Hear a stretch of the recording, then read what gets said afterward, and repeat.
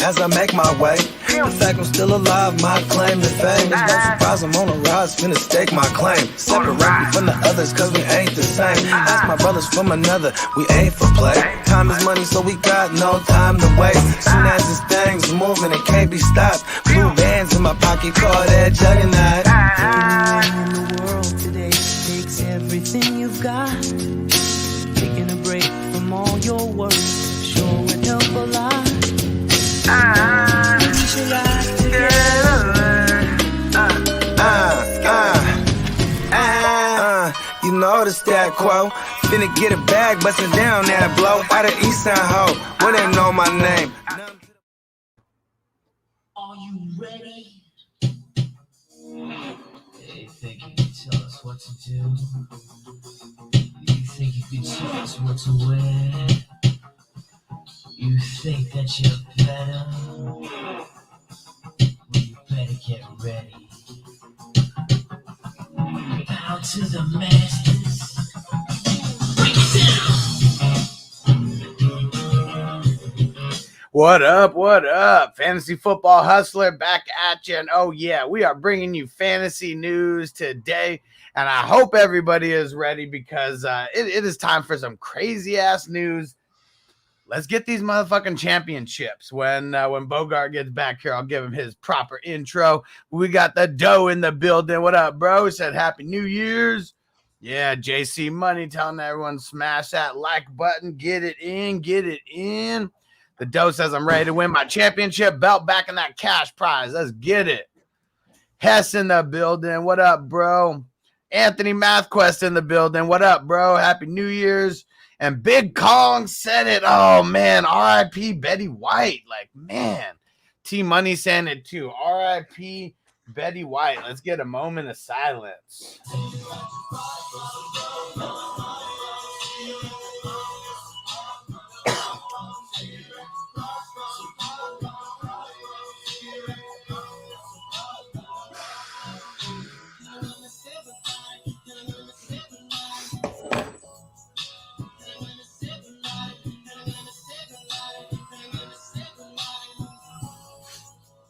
Man, we are losing too many people this week before we get rid of 2021 forever. I'm just trying to make it to 2022. How about you, Bogard? I'm trying to get my shit together. Easier said than done these days. My bad. I thought I was backstage still. As you can tell, I was trying to get my shit together. And JC said one of the best intros in the biz. Hell yeah. Hell yeah. Alex Sizzle in the building. What up, bro? We're going to get to some of these questions here real soon. So everybody just hang out. We got to talk about all this motherfucking news. There's so much. And where do we even fucking start? How about we start with the guy who's on the cover of this video? Kirk Cousins tested positive for COVID and is officially out for Sunday. Kirk COVID. We know we got Dalvin Cook coming back. I mean, we got Justin Jefferson. I mean, Sean Mannion is the motherfucker who's going to be starting for the. He has man in his name. Hey, I think he has a career yards of like less than 300. He has like 2 starts under his belt, 0 passing TDs. I'm off the KJ Osborne play. Yeah, I mean that's like basically a deeper league play at this point. Justin Jefferson, you got to play him. You know what I mean? I mean, he's hoping to get fucking double-digit targets. Yeah, I was going to say a lot of times the back, we've seen it. I mean, you know, sometimes the backup comes in and some of the primary targets, they benefit because they're just going to zero in on them. You know what I mean? A la Mark Andrews with Hundley. You know, in this case, perhaps Justin Jefferson get like 15 targets in this motherfucker. You know what I mean? But the quality of targets, you know, vastly lower than my man Corky Kirk, but I mean, it is what it is. This also makes me worry a little bit about like my Aaron Rodgers shares that I have, like, you know what I mean, in a 0 degree, that's supposed to be like 5 degrees or something like that on Sunday night. They might not need to do a lot to win. Like that's the shit that sucks for fantasy. Kirk Cousins being gone, you know, when I do the fantasy math, it adds to AJ Dillon here. You know what I mean? Yeah. Like, I think AJ Dillon's in play now. I mean, it's the weather is going to suit it. And there should be a game where they just dominate time of possession on the ground, and that's going to be a lot to do with AJ Dillon here. What up, Donnie? What up, Sean? EG, what is going down?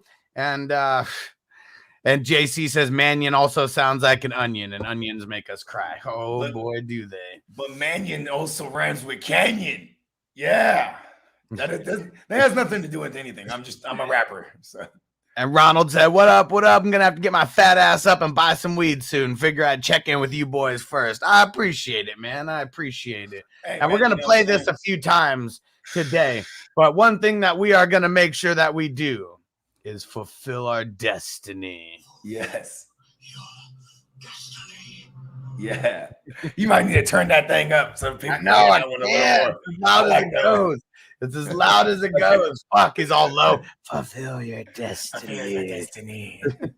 Yes, Lord Sidious. So maybe we won't get it a couple times. But the Dark Lord of the Sith. We need someone yelling that shit. Fulfill your destiny. That's pretty much me all year, right?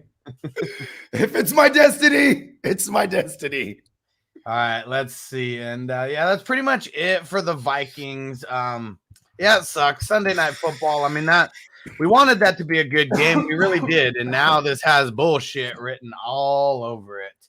And speaking of bullshit, Antonio Gibson has been ruled out for Sundays on COVID reserve, as well as their left guard. We're going to miss everybody. We're going to miss everybody.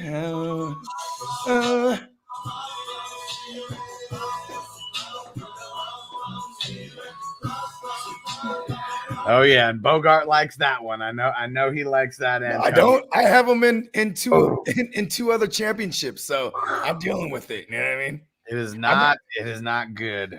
There Any you go, phone Ronald. call. If he dies, he dies. That's where we're at these days. And we don't mean really die. We mean die for fantasy purposes, just for anyone who may be new to the show and you don't understand that. That's you don't understand our dialect over here. When we speak the language of fantasy. And when we say you're dead, that means you're useful. You're useless to us in fantasy.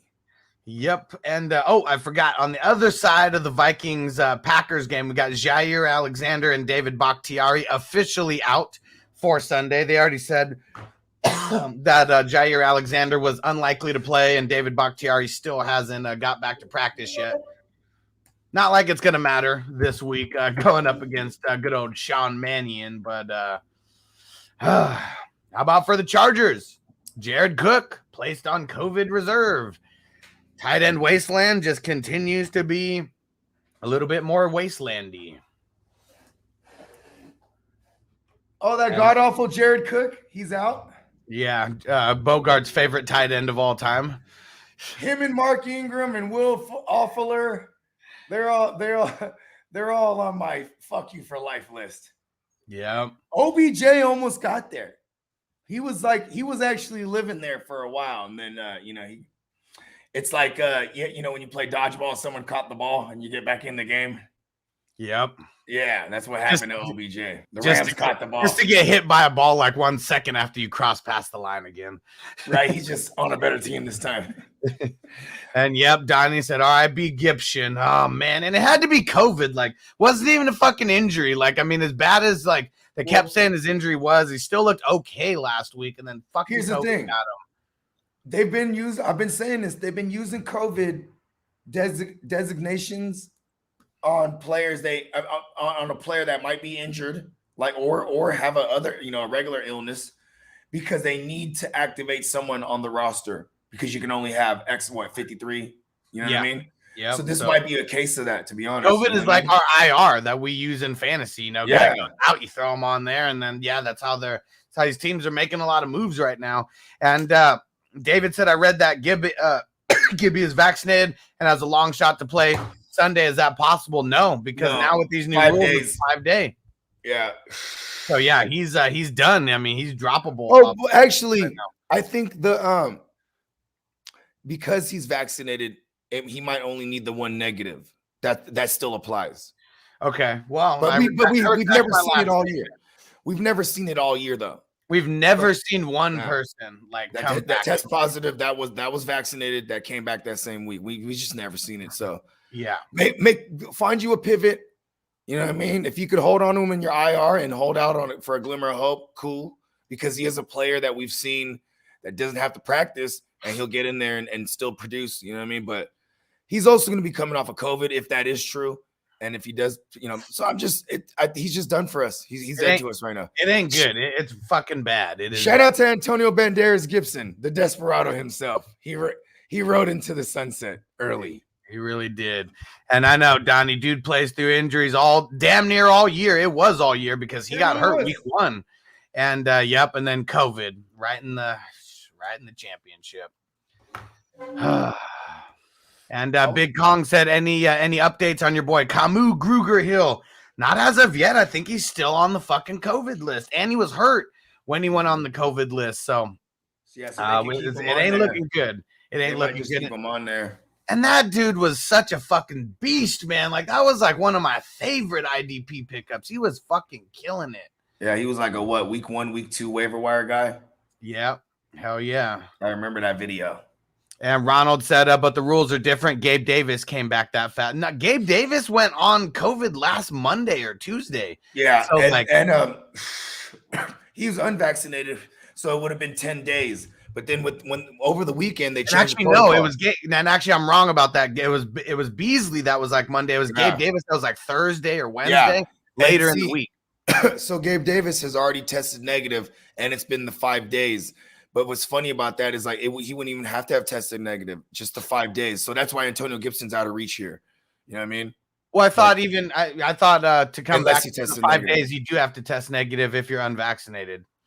Unvaccinated, correct? That's right. That's right. He is unvaccinated. Yeah, that's why he got ruled out. Beasley. Second he hit COVID. You're right. But he did. But see, here's the thing though, too. Is the moment they changed it, when the CDC changed it, the NFL changed it a couple days later, and then boom. So remember, what was it? Wednesday, all the coverage was all the names that were being lifted off. You know what I mean? From last week's designations. You know what I mean? Yeah, the Mike Williamses of the world, Gabe Davises of the world, all them. Yep. All right, let's get over to the Broncos since I touched on the Chargers a little bit with Jared Cook. So Jerry got some friends here now. Jerry Jeudy, Bradley Chubb have both been placed on COVID reserve, and they believe that Cortland Sutton is next. Yeah, that's crazy. This really fucking sucks for Javonte, man. It really does. It sucks. Yeah, I mean, his revenge narrative. Unless he'll try to like pepper him because they could be like no other options, right? I mean, Noah Fant would probably be the guy. He'd probably get hyper targeted, but like there will probably be all like targets that are deemed uncatchable. Like we're gonna need Javonte to like slap some sense into Drew Lock and tell him to throw him the fucking ball because Drew Lock does not check the ball down. He's a little bitch when it comes to that. And I hate that everybody is out for Denver because, that fucks the running backs for the Broncos. And those were the only guys who were really wanting to get out there. Mm-hmm. I mean, if you have Noah Fant, I guess you're okay with it because now he's going to get he should get more volume. You know what I mean? And because it's just with the tight end, landscape being a fucking wasteland is what Broncos I mean. Might not put up 100 yards of offense. Like that's how much they could be fucked this week. I hope that's. I know the Chargers aren't at full. I know the Chargers aren't at full strength, because Derwin James. He's actually some Derwin James news just came in. He came off the injury list and he's healthy to play for Sunday. Yep.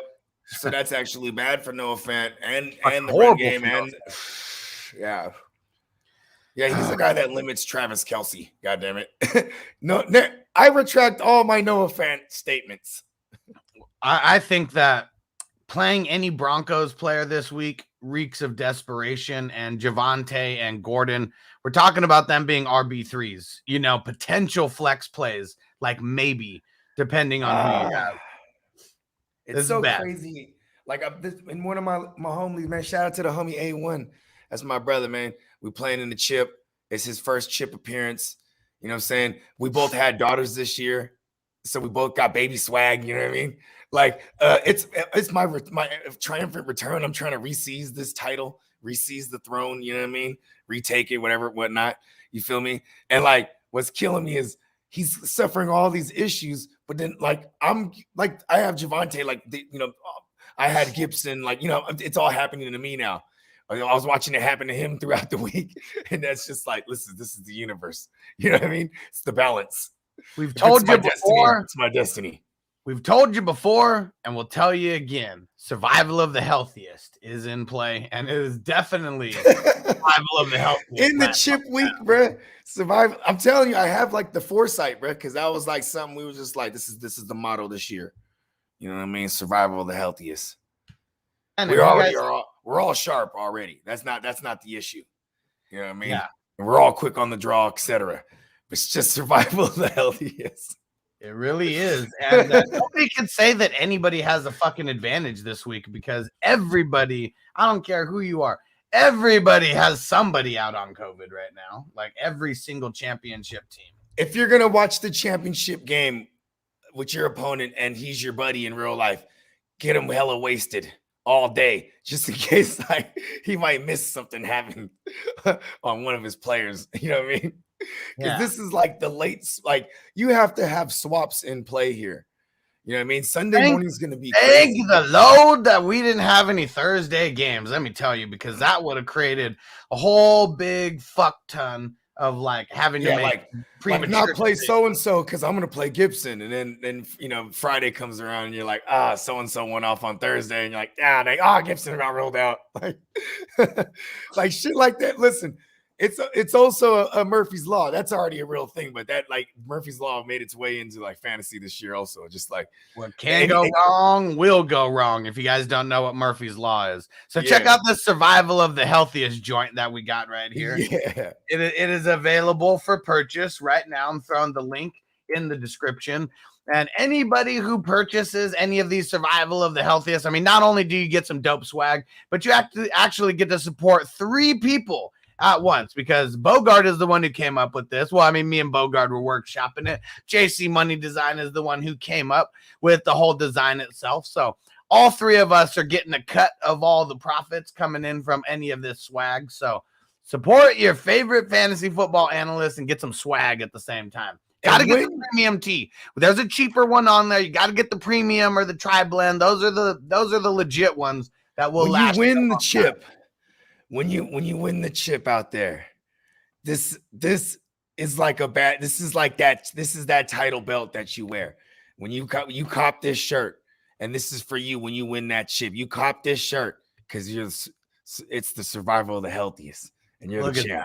Oh yeah, because everybody's championship is gonna have some duct tape and some band-aids on it this week. Like it is ugly. It is oogly. I love it. And Alex Sizzle says Drew Lock is a loser. Man, can I pound the table like 5 times for that? He fucking sucks. Listen, I want to say this is what I always said about Drew Lock. His claim to fame is that if you were in like a loud, like a bar area or like a club, his claim to fame is that when he would be like, they would be like, oh, that's the quarterback. Hey, aren't you that quarterback? Yeah, I'm Drew Lock. Andrew Luck?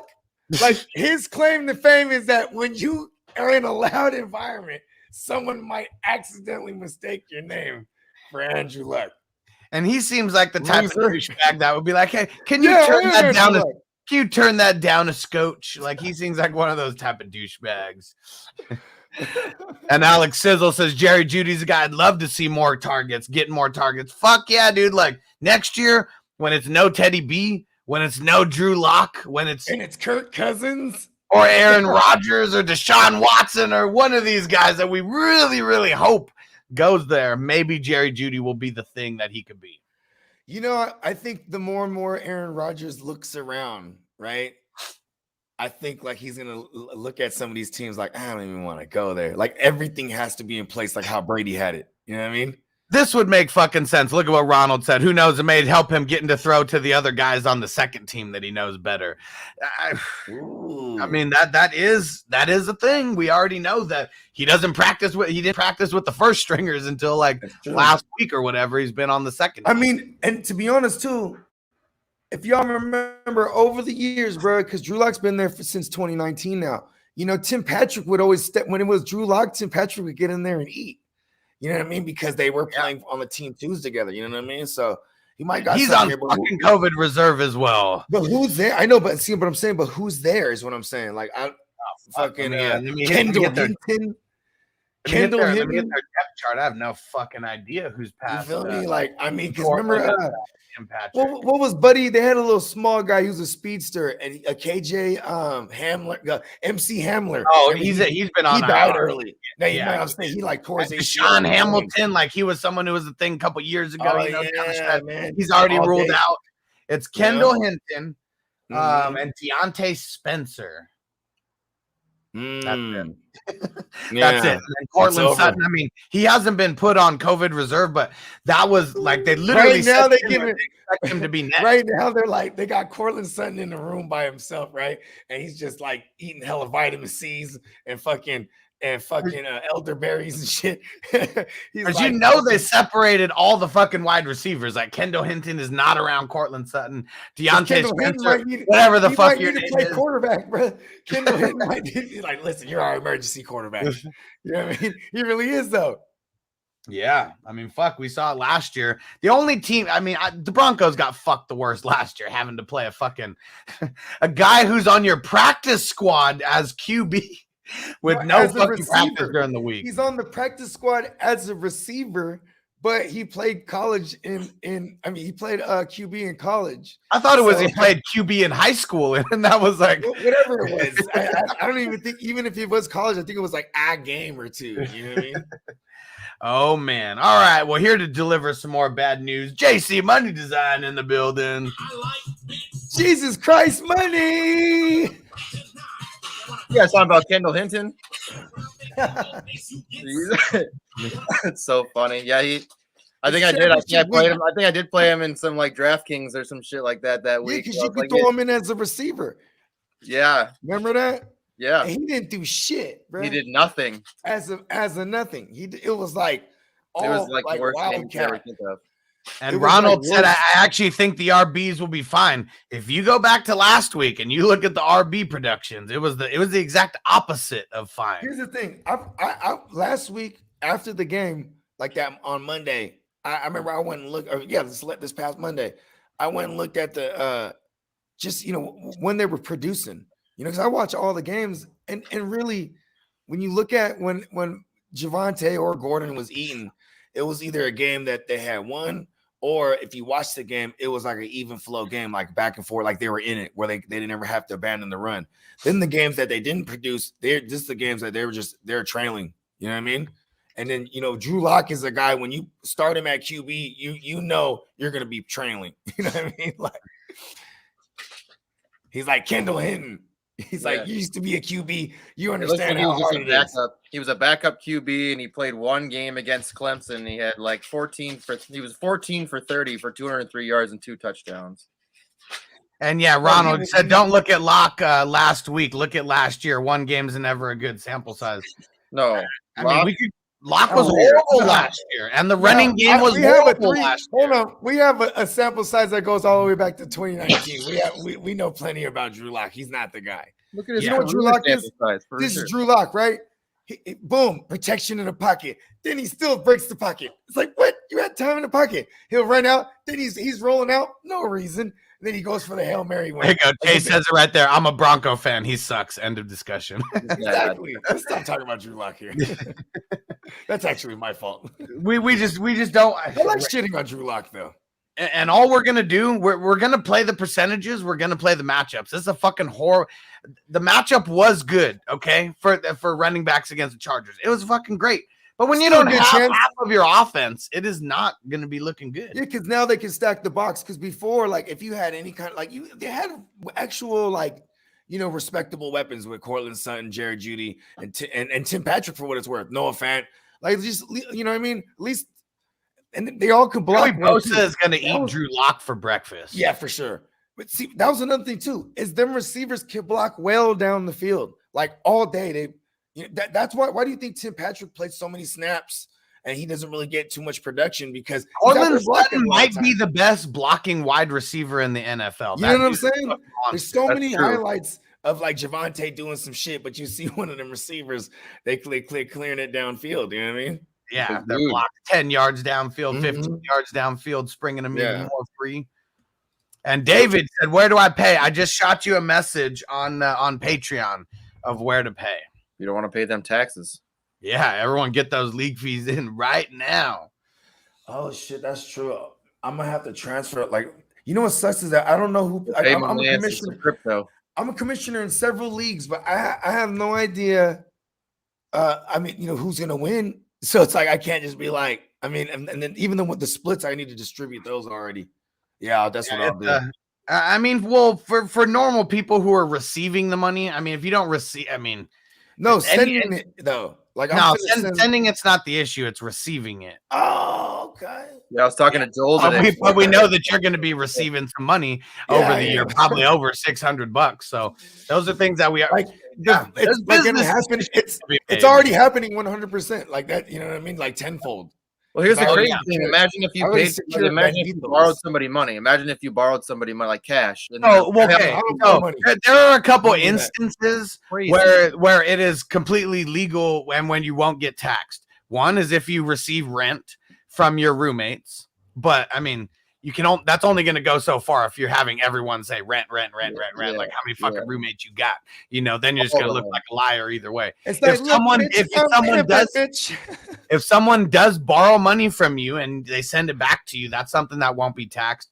But you just better know that if you're going to try to mess with the I, the R, the S, that you will get fucking audited. So I'm not going to get audited over league fees. So everyone's just going to have to be paying sales tax now. And it fucking sucks. It fucking sucks. All right, let's get back. Let's get back to some of this bullshit. bro. Yeah, those are the three I've people seen that it I don't happen fuck with. firsthand. The I, the R, or the S. Antonio in the building. What up, bro? What up? All right, let's see. All right, Lamar Jackson does not practice today. He looked like shit on Wednesday. For anybody who didn't see any of the videos, like he looked like that limp when you look like you either got to take a big shit or you just took a big shit in your pants. Like that's what he looked like. It looked nasty out here. Him just trying to do a tiny little jog. But they did say that he still has a chance to play on Sunday. I mean, I think that's a whole lot of coach speak. They also said that Huntley has gotten in a really good week of practice since returning from COVID reserve. That's at least something that we like to hear. Yeah, Marquise Brown still not practicing due to his illness. It ain't looking good for any Ravens. This is the final. This is the actual goodbye. That's it. Goodbye for life. It is Andrews, and I would be willing to play Huntley the way that he looked, last couple times, but that's it. Fuck everybody else. Yep, Andrews, Huntley, and like maybe if you had a KJ Osborne and you have Bateman to pivot to, I might do that, but that's only in like those type of instances. You know what I mean? Maybe if I had a Jared Judy or something, and I have Bateman, you know what I mean? Like this is those type of instances. The desperation. Throws, that's for sure. Live in Sports Talk with Jake. What up, bro? What's happening? All right, let's see. Cam Akers. Okay, for everyone who is expecting for Cam Akers to play, they already said he is unlikely to play. Getting him on the roster was more being able to just get him back to practice and get him to start doing his thing. I mean, they're thinking about playoffs. They did playoffs. Okay, all of that is 100% accurate what you said, but I also want to add that they are so cool for this. Like I'm kind of jealous of this organization in many ways because I'm a Niner fan and they just do all kind of shit to get good players and they take care of their players. They activated them when they did because that gets him his little pay for the year. You know what I mean? Yeah. Like his little the shit that would have been owed to him if he was active. You know what I mean? So at least, I'm sure he missed out on a bunch because it's like game one. If you're active, that got to be active there to get some big check. But to be able to get some game checks before the end of the season and get a little bit of work before the playoffs, hats off to the Rams. Yeah, that's love. That's like a Christmas gift for real. Dion, what up, bro? Said heating up the nail right now. Let's get it, bro. Let's get it.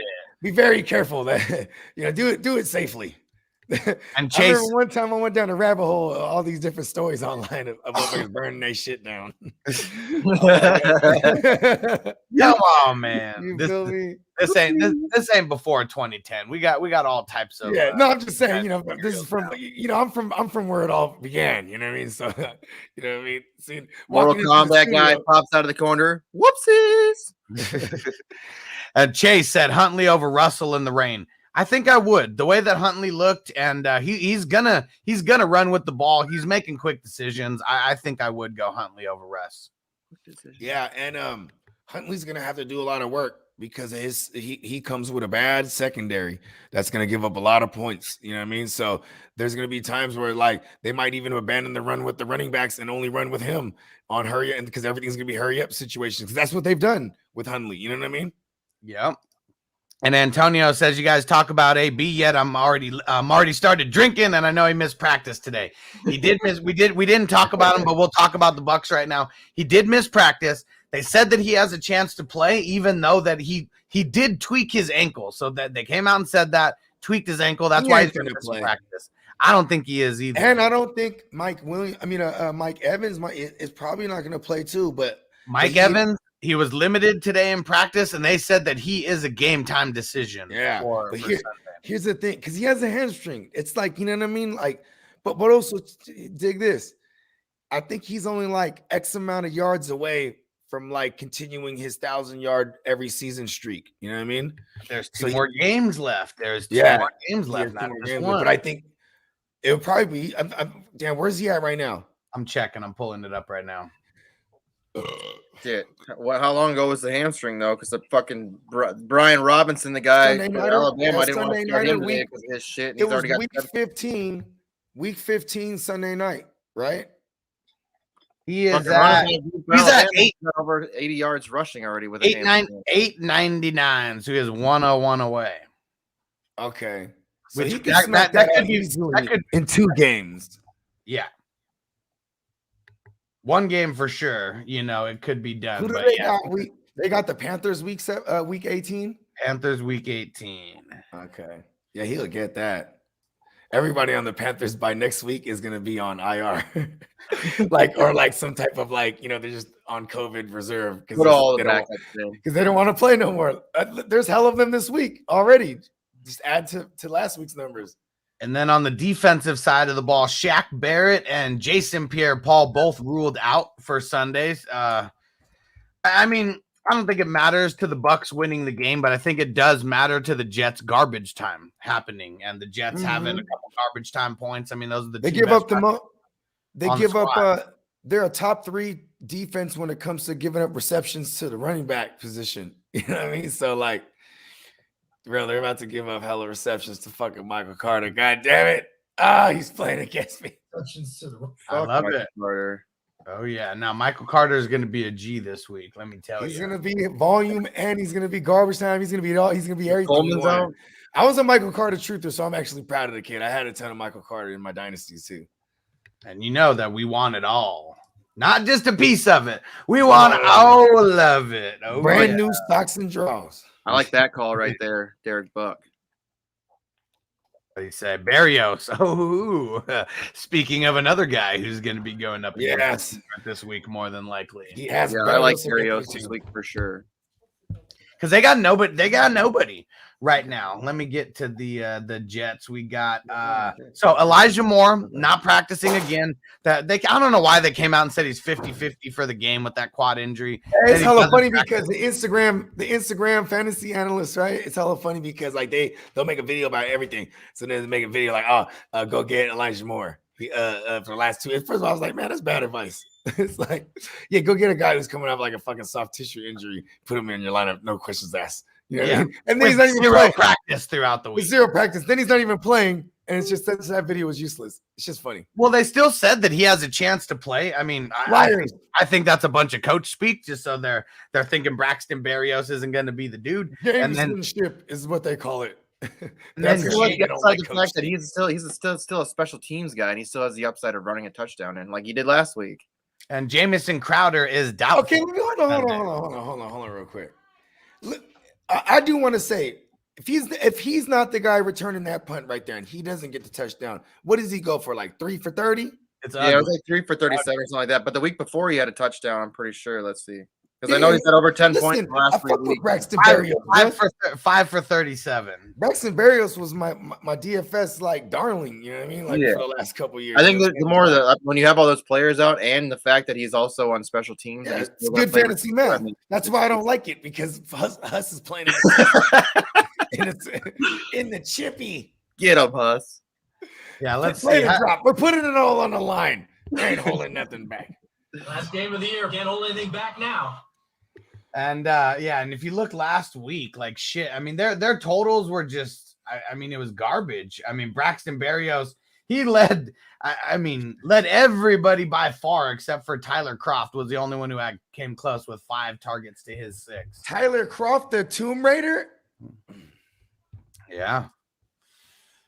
Let's see what tomb he's going to be raiding this week. Let's see. And who else we fucking got here? We got more bullshit upon more bullshit. For the 49ers, Jimmy G did not practice again. There's no way Jimmy plays this week. Jimmy, what was I saying all year or in the beginning of the year? Even before the season started, I said, Jimmy play well. I said, the only way Jimmy loses his job is if he plays bad, right? Or he gets hurt. So I had a saying, Jimmy play well, Jimmy don't get hurt, Jimmy don't lose job. You know what I mean? It's as simple as that. And he just can't not get hurt.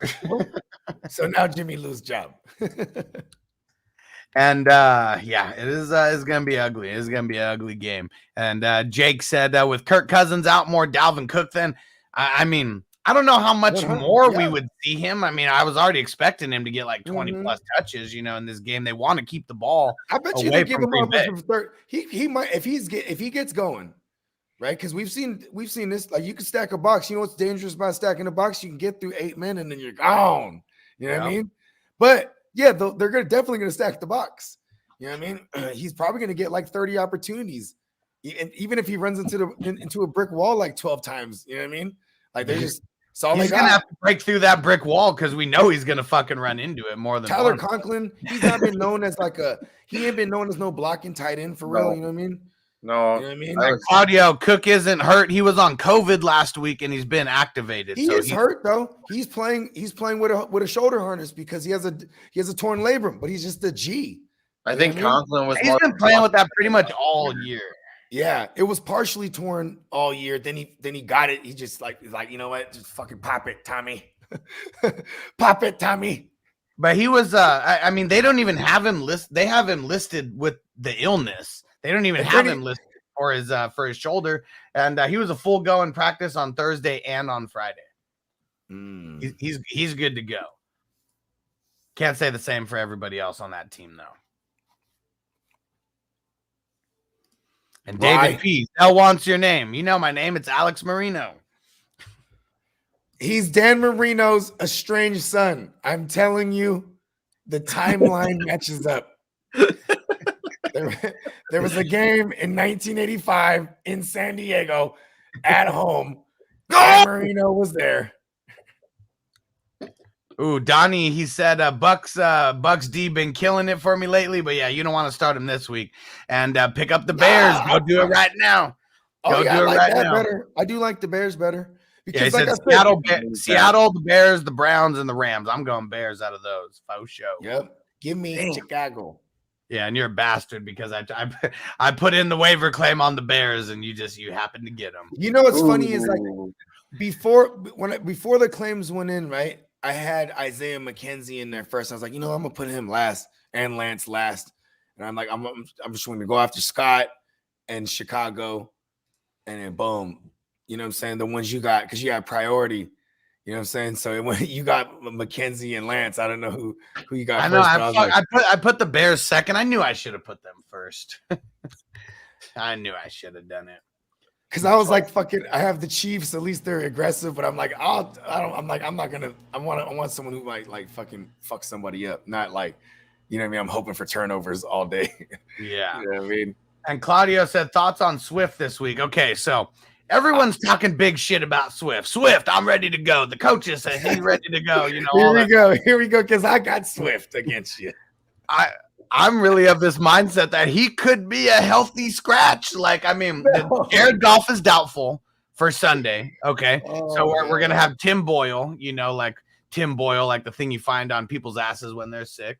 You know, I think that if the Lions would be fucking stupid to play Swift and risk him in this game. That's just me. But all signs are pointing to him playing. But I don't think he's Tim a Boyle, smash play in the rain and snow, rain, sleet, snow. We want it all. He's give me the volume against a bad Seattle run defense. They are a team that will give up garbage time because they probably will be smashing. You know, you're going to get some greasy receptions. For anyone that doesn't know. Well, hold on. You say you think they're going to be smashing. We're talking about a crazy rain game, and we're talking about your favorite coach in the world, Mr. Ellen DeGeneres. Yes, they're going to be running the ball too. By smashing, I mean they're going to be winning the game. You know what I mean? Because we know that if Seattle doesn't have to throw it, they're not going to throw it. They're going to grind. And I will say something. This is interesting. Because I know it's Tim I was gonna say Tim Horrible. Tim Boyle. Tim Ass Boyle, right? I know it's little Timmy. But at the end of the day, crazy Dan Campbell is fun, bro. Yeah. He's gonna have some type of game plan, and he knows how to, if you notice, they put a lot of blueprints out how to stop motherfuckers. Remember when they played? Do you know that not one running back? Well, actually, you know what? I fucked up. I see it. Craig Reynolds did go 3 for 22 through the pass game, but that was it. That was it. That was the only. Let's get the greasy 3 receptions. Jamal Williams didn't even get not a catch. Not I don't even think he got a target. They were using him on early down works. So listen, if that's it was 19 for 77 on the ground. Let's see. There you go. Give me 19 touches on the ground for my man, DeAndre Swifty McVay, right? And then give me like 3 or 4 greasy receptions. I like it. Dial it up. I think he. Healthy scratch his ass. But I do want to say this. Remember this, because Dan Campbell, he played when they played the Ravens. That was a close game. It took a record-setting field goal for them to win the game by Justin Tucker, right? And here's the thing, is that the next week and the following week, everyone showed those same concepts to Lamar Jackson. And then here comes Miami. They perfected it and just destroyed him. You know what I mean? It was like they put the blueprint out. You know what I mean? Sometimes these bad teams, they do that. Look, they came in there, trounced fucking the Cardinals. You know what I mean? That was like I'm not saying they're going to do this to Seattle, but Seattle just lost to the Bears. Let's not pretend that the Bears are a good team. And they lost at home. Our defense is good, though. That's one thing that they are. And offense is ass, though. Like, well, minus Monty. He's the G. Yeah, he's the guy. He is the offense. Let's go, Swifty. And Ronald said, I worry more about St. Brown than Swift. I don't worry about St. Brown because they literally have fucking nobody else. Like, they're hopeful that maybe Josh Reynolds might come back and play. I mean, I think St. Brown's gonna be a lock for his double-digit targets again. It doesn't matter who, because we saw him get it with Tim Boyle last week. It's weather's more of a concern here. Yeah. I got a quarterback that here for next year, brother, an IDP. Perry, we're not answering questions right now. The comments that we're doing it has to do with what we're talking about. So we're covering a lot of news. Today is the most important news show of the entire year. So yeah, we're gonna hold those questions until the end, and because it's not just for got you though, Perry. Yeah, we got you for show, Perry. You know what I mean? Just hang out, bro. Just hang out. We're covering all the news that is gonna help you win championships right now. Okay. Yeah, a lot of injuries and shit.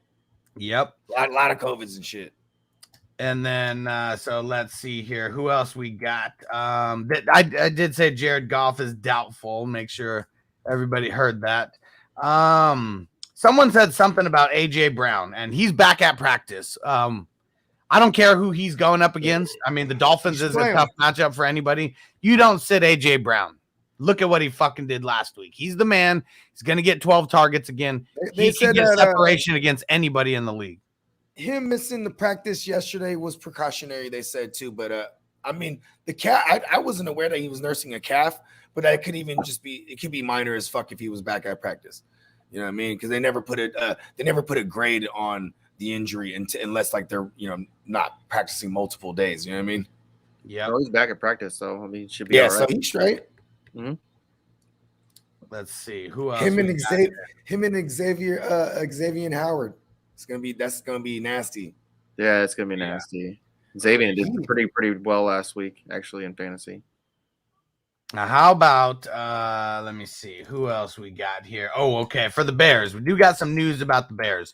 Justin Fields is not starting. Andy Dalton is going to be starting this Sunday. Hey, we love this. Do we have some type of like ding or something? Listen, we love this for Monty. Because when Justin Fields is in there, he's not throwing the ball at the running backs, bro. You know what I mean? Like, this is just, we need this. And let's see who else we got for the Bears. And Nick Foles is going to be the backup. So I don't even know if Justin Fields is going to be active for the game. Probably better. Just fucking let Fields not play. And he's hurt too, though. Yeah, he is hurt. Yeah. And let's see, for the Bears defense, they're getting one of their studs back. Akeem Hicks has been activated off COVID reserve. He's pretty much their big cog in the middle. So big 300 fuck you, Saquon Barkley. You ain't running up the middle. Here's the thing, though. When you look at the games he's played, they're giving up yards still on the ground. It's you know what I mean? This might be the year where he was like, you know, you might have lost a step. And hell yeah, Paris. Monty gonna eat? Oh yeah, you got Monty. This is a smash fucking play for Monty. That is for sure. The matchup, everything. We just, you know what I mean? Just all positive energy to our man Monty Burns. Oh yeah, we've been waiting back-to-back years. He wins people championships. Don't jinx him. Excellent. Don't jinx him. We want him. That's why he's Monty Burns. We want to be able to say excellent, not that he burned us. And for the Patriots, not too much news out of from their team, but we do got Nelson Aguilar out on Sunday. I'm checking. So Stevenson, I don't even believe he's on the injury report. He's good to go. Damian Harris, limited in practice all week. Pretty much like he was last week. Same thing. He's pretty much limited all week and still was that dude. He's such a gangster. I have contemplated this play. I picked up Stevenson because he was dropped last week by Steamboat in that league because he had like all these COVID issues. He had to move things around. And he just cut him. So I swooped him up in the waiver cycle this past one. And like I'm heavily contemplating playing him because the limited thing, here's with Belichick, he won't care if he just had 4 touchdowns last week. You know what I mean? You're in this week. If you're limited in practice and you had Stevenson back and he's practicing all week, you might see Stevenson heavier in the game plan, especially in the game that they might smack. He was already going to get some work here. You know what I mean? Not even might smack. They are going to smack. So I've contemplated that. You know what I mean? Like he could fuck around and get like 15 touches here just out of, you know what I mean? And to me, it wouldn't be out of nowhere. And Perry, we're definitely the most chill channel. I appreciate that. Sorry if we missed some of your questions. It's not by design, but you know the news show. I can explain it. When we do the news, we have a docket of all the bullet points that we're gonna hit. But as the chat goes on, because the chat is part of the show, they're gonna pull up some stuff that we're already gonna bring up. So we'll just jump right to it whenever we see it, and then so that's what we're looking for in the chat. If we're looking for things that relate to everything we're finna talk about. And then we answer questions too. And it makes the show go hella smooth and the way we do our show. That's just the way we rock. You know what I mean? And we usually do a grip. We usually do a grip of questions at the end, especially like literally this whole week. These have been like 3-hour shows. 3-hour joints. You know what I mean? So Saturday, Sunday, don't forget, dude. Those are the actual question and answer sessions that like you want to be on. Nobody should be taking Friday news or Friday question or answers or whatever that we give as gold. I've said that and I will say it again. Because Saturday night and Sunday morning, most important. This year showed us that because shit changes every day, bro. Like there's motherfuckers that pop up on call. I be having to constantly look at my rosters. I'm like, this morning I look at it's like it became part of my routine. Brushing my teeth, looking at my phone and shit. What Gibson? I had like 3 Gibson shares in the chip. And I was like, no, you know what I mean? Like, because that's how it is. You wake up in the morning, like, dagger. You know what I mean? And, like, and they go, a great new show. Jake said, "Say it with your chest, Bogard."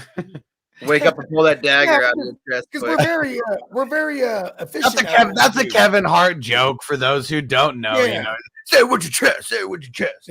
No, but here's the thing too. It's like for everybody shout out to everybody that's been rocking with us all year. And if anyone that hasn't, they could vouch that this is a very efficient show. We're very routine in what we do, even though it's like free flowing. And you know what I mean? And this is just like it's second nature. You know what I mean? Oh yeah. And we will get to everybody's questions. Oh yeah. Just make sure you leave them. When I say we're done covering the news, that's when everyone start rolling in your questions. All right. Now let's see. Well, where else do we got some bullshit going on? Okay, how about for the Chiefs? So CEH not practicing again, listed as questionable for Sunday, so they haven't ruled him out. I don't think he's going to play, though. I mean, he hasn't practiced all week, so the signs are not pointing in the right direction for him. Darrell Williams, Frank Gore's grandson, I think are both going to be in play. Frank Gore's grandson, more of a flex. Double-barrel Darrell, though, I think he's a solid RB2 with all these crazy injuries we got. And if he falls into the end zone, and on top of that, falls into like 4 or 5 greasy receptions, bro. Yeah, he could be a back-end RB1 this week. Yeah, we got a crazy amount of injuries. So I can't even name 12 starting running backs in the NFL right now off the top of my head because they're all fucking hurt or on COVID.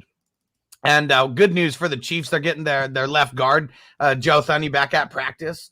So that was Joe Thuney. Oh yeah, Thuney. Yeah, however the fuck you say his name. And let's see. Guy. Hey, watch. He comes down. He's like, "Hey, listen. All this time it was actually pronounced Thuney." Because remember, you see Travis Kelce and his brother Jason Kelce this year. They came out there like Tyrod, Tyrod. Actually, it's Kells, motherfucker. Yeah, but they're like, due to R. Kelly, standing the name of Kells, we just stay away from it. We don't want to be mistaken. Oh, there you go, Jake. Tell him. Yep. If you throw it in as a super chat, guaranteed to be read and guaranteed to be read right away. And Bogard will break it down elaborately for like 10 minutes. Oh yeah. We don't play around when it comes to the super chats. We take that very seriously. All right. For the Giants, John Ross and Kadarius Toney officially out. Not like it matters for fantasy purposes, but yeah, fuck playing anybody on the Giants this week. For sure, bro. Including Saquon Barkley or Booker or anybody. I ain't gonna lie. If you have Saquon and you're in the chip, bravo. He's probably like a flex, and you're probably gonna play him. It's gonna be bad. Could be good. But I'm a probabilities and numbers guy. I wouldn't bet on it. But it's still a person that I would like play over like Agun Dwale and you know what I mean? And I hate to put Saquon's name around those motherfuckers, but you know what I'm saying?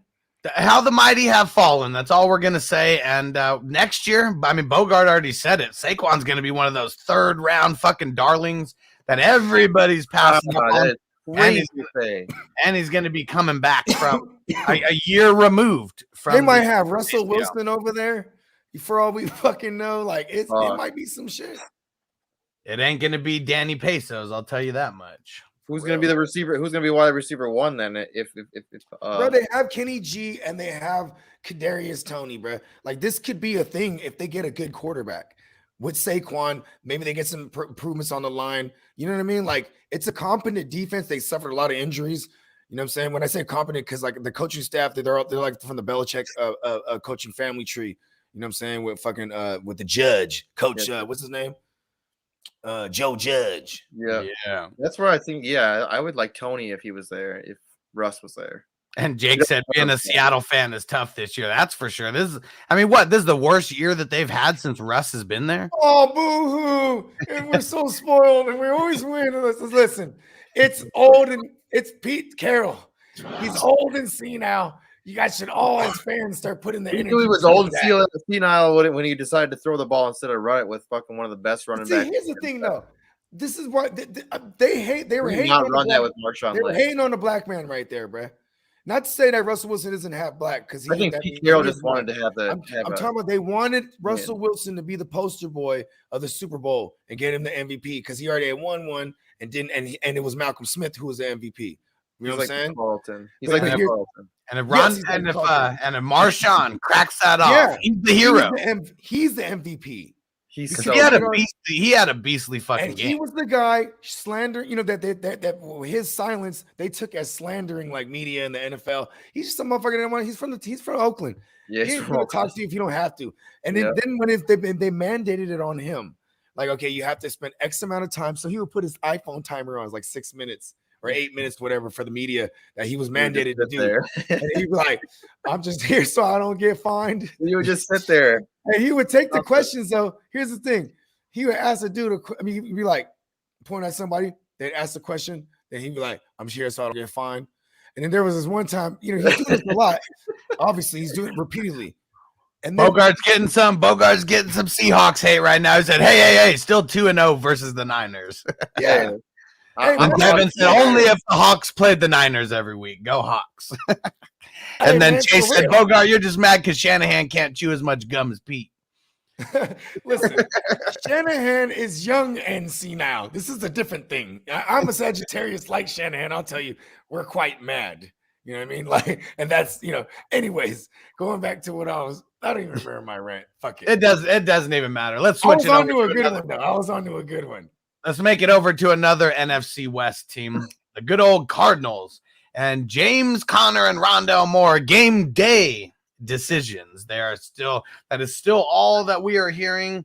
I'm going to go check and see if their practice report is officially in the books. And it is. Yeah. And, James Conner got in a limited practice today. So upgrade from his not practicing. There it is. You know what sucks? For anyone who's excited to play Chase Edmonds, now these guys are both flexes. You know what I'm saying? James Conner is touchdown or bust. He will be the guy that gets in there in the money packages, you know what I'm saying, down there in the goal line, etc. You know what I'm saying? I expect that. You know what I mean? But it sucks when they both play, that's how it was. And what sucks even harder is they play in the second half of games. So if you are planning on starting James Conner, you better have a pivot in any of those. Both of them.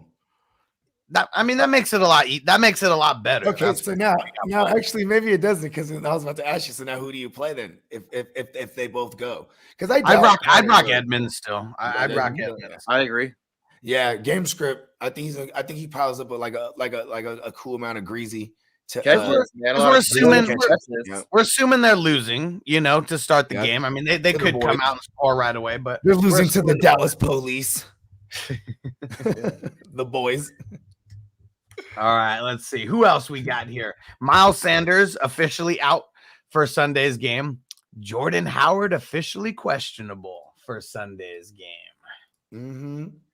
I don't think so. We know he didn't get into full practice. He got in a limited practice, or he would not be questionable. That means he'll probably, and you know what, those, as I always go find out things I need to find out, because whether I can stop pondering this Boston Scott nonsense or not, right?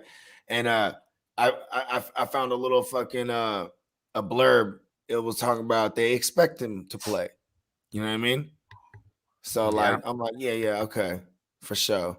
So it's off that Boston Scott. Yeah, they're just gonna. I mean, you need the breakaway score from Boston Scott now, because he's going to be between the 20s. They like Jordan Howard. They like a committee. We knew it was going to be 3 guys. We were just hoping that Jordan Howard was out.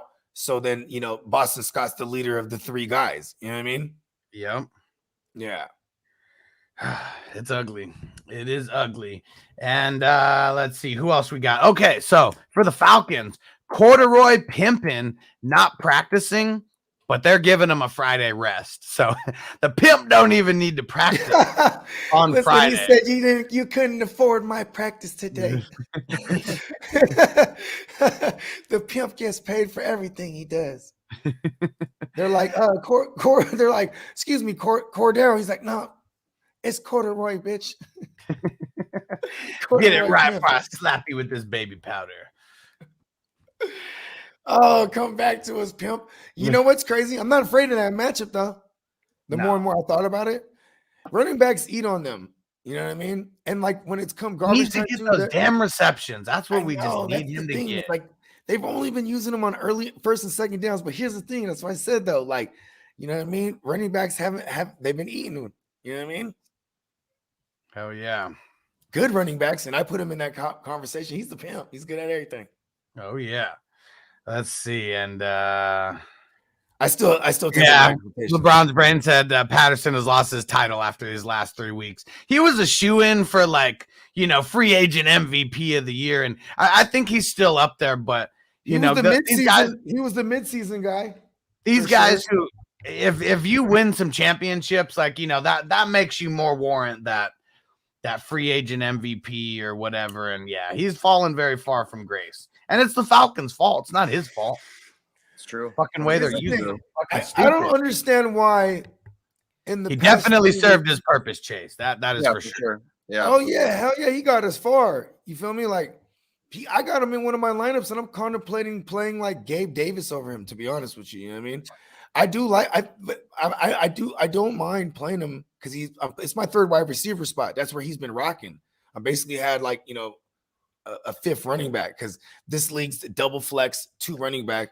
So I have running backs in each of my flex, and then I've had Corduroy in my third wide receiver. You know what I mean? Yeah. And I've been just fucking rocking with it, bro.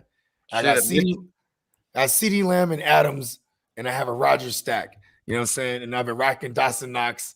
It's been like I was the 6th seed. Like I've made hella trades in this league to fucking. I have Austin Eckler, fucking Monty Gibson, AJ Dillon. I had Aaron Jones, but traded him away at one point. Like traded for Eckler. I traded away Nuke for Eckler before all the Nuke shit. You know what I mean? Nice. I remember you saying that. Yeah, I remember being on the show, hitting accept, and I'm like, yeah. I'm like, yes. Guess what I just did? All right, here we go. We got a couple more. So I saved some good ones, or at least better ones, towards the end. So for the Browns, Kareem Hunt back at practice, limited in practice. So today's like their Thursday practice because they play on Monday. But him getting in the limited practice, I think he's on track to play. Tomorrow's the most important. They need this game. They need this game bad. This is a game where people wake up for it. You know what I mean? Oh, yeah. And for the Titans, they have activated Nick Westbrook-Ekine from COVID reserve. Not like anyone's going to play him, but, it's better for A.J. Brown. He's just other people out there. And for the Steelers, other side of the Monday night game, Big Ben and Fryer Muth full go at practice. The Moose. That's good for Big Ben because I know there are some people who are probably going to play him amongst all these. I think that he's a really good play this week amongst all these fucking injuries at QB and all that. I think he could flirt with top 12 QB this week. Gotta go out because all these injuries. Gotta go out looking big. I like the nostalgia that's attached to it. You know what I mean? Last game, he announced it already. Last game at Heinz. Last game of the year. Can't hold anything back now. Last year of the career. Yeah, this is his last game starting at Heinz Field ever. Yeah. He's gonna come out swinging. It's the last game. I was like, I'm gonna trigger the drop again. All right, for the Saints, Traquan Smith officially out for Sunday's game. Not like we're playing him, but Taysom Hill, I know there's some people who are going to be playing him. That is for sure. Who was out? Run that back. Traquan Smith for the Saints. So we're not playing him, but just less pieces for Taysom Hill. Yeah. The Broncos did not place Cortland Sutton on COVID reserve. We'll see what happens. I mean, the day is still young and the week is still young with all this COVID bullshit. Jimmy G officially doubtful for Sunday's game. Wow. They hit him with the doubtful tag now officially. Brandon Staley, he came out in an interview they had after practice, and he said Derwin James is starting on Sunday and will not be on a snap count. Hey, listen, bro. Staley is funny, bro. I fuck with Staley. And Teddy Bridgewater officially ruled out for for Sunday's game. We already knew it was very unlikely for him to play, but now it's official as a referee's whistle that Drew Lock. I just want to say they should just play Kendall Hinton over Drew Lock. I always was amused by Teddy Bridgewater because, you know, when I bestowed him Teddy Roosevelt, he would get out there and start throwing it for real because he never was known for that from going back in Minnesota. You know what I mean? Then he backed up for he was a backup for Drew Brees for a little stretch, and he was actually like throwing that thing. You know what I mean? Then when he got to Carolina, he actually, you know, sustained 3 WR2s in fantasy. You know what I mean? Like, then he gets over here in the motherfucking reuniting with what's his name? Pat Shurmur, the coordinator that was there in Minnesota that drafted him. They reunite, and I'm like, oh hell yeah, the president is back. Teddy throws the ball. Then I remembered, damn, he never threw the ball with him when he was with Pat Shurmur. You know what I mean? And that's kind of what it was all year. And then here's sloppy ass Drew Lock. Like, it sucks for Javonte Williams. They need a better quarterback, dog. Because then people are gonna reach too high on Javonte Williams next year too. Watch when they release Melvin Gordon, people are gonna make the narrative, oh, it's gonna be all him and this and that, and like they're gonna have to have a good quarterback there. Yeah, because their quarterback play has sucked for way too long. Mm-hmm. All right, let's see. Let's get to some of these questions. If you left your question in, I would say if you left your question more than 5 minutes ago, just re-put it back in, okay? Especially you, Perry. Put your question back in right now, and we'll answer that one right away.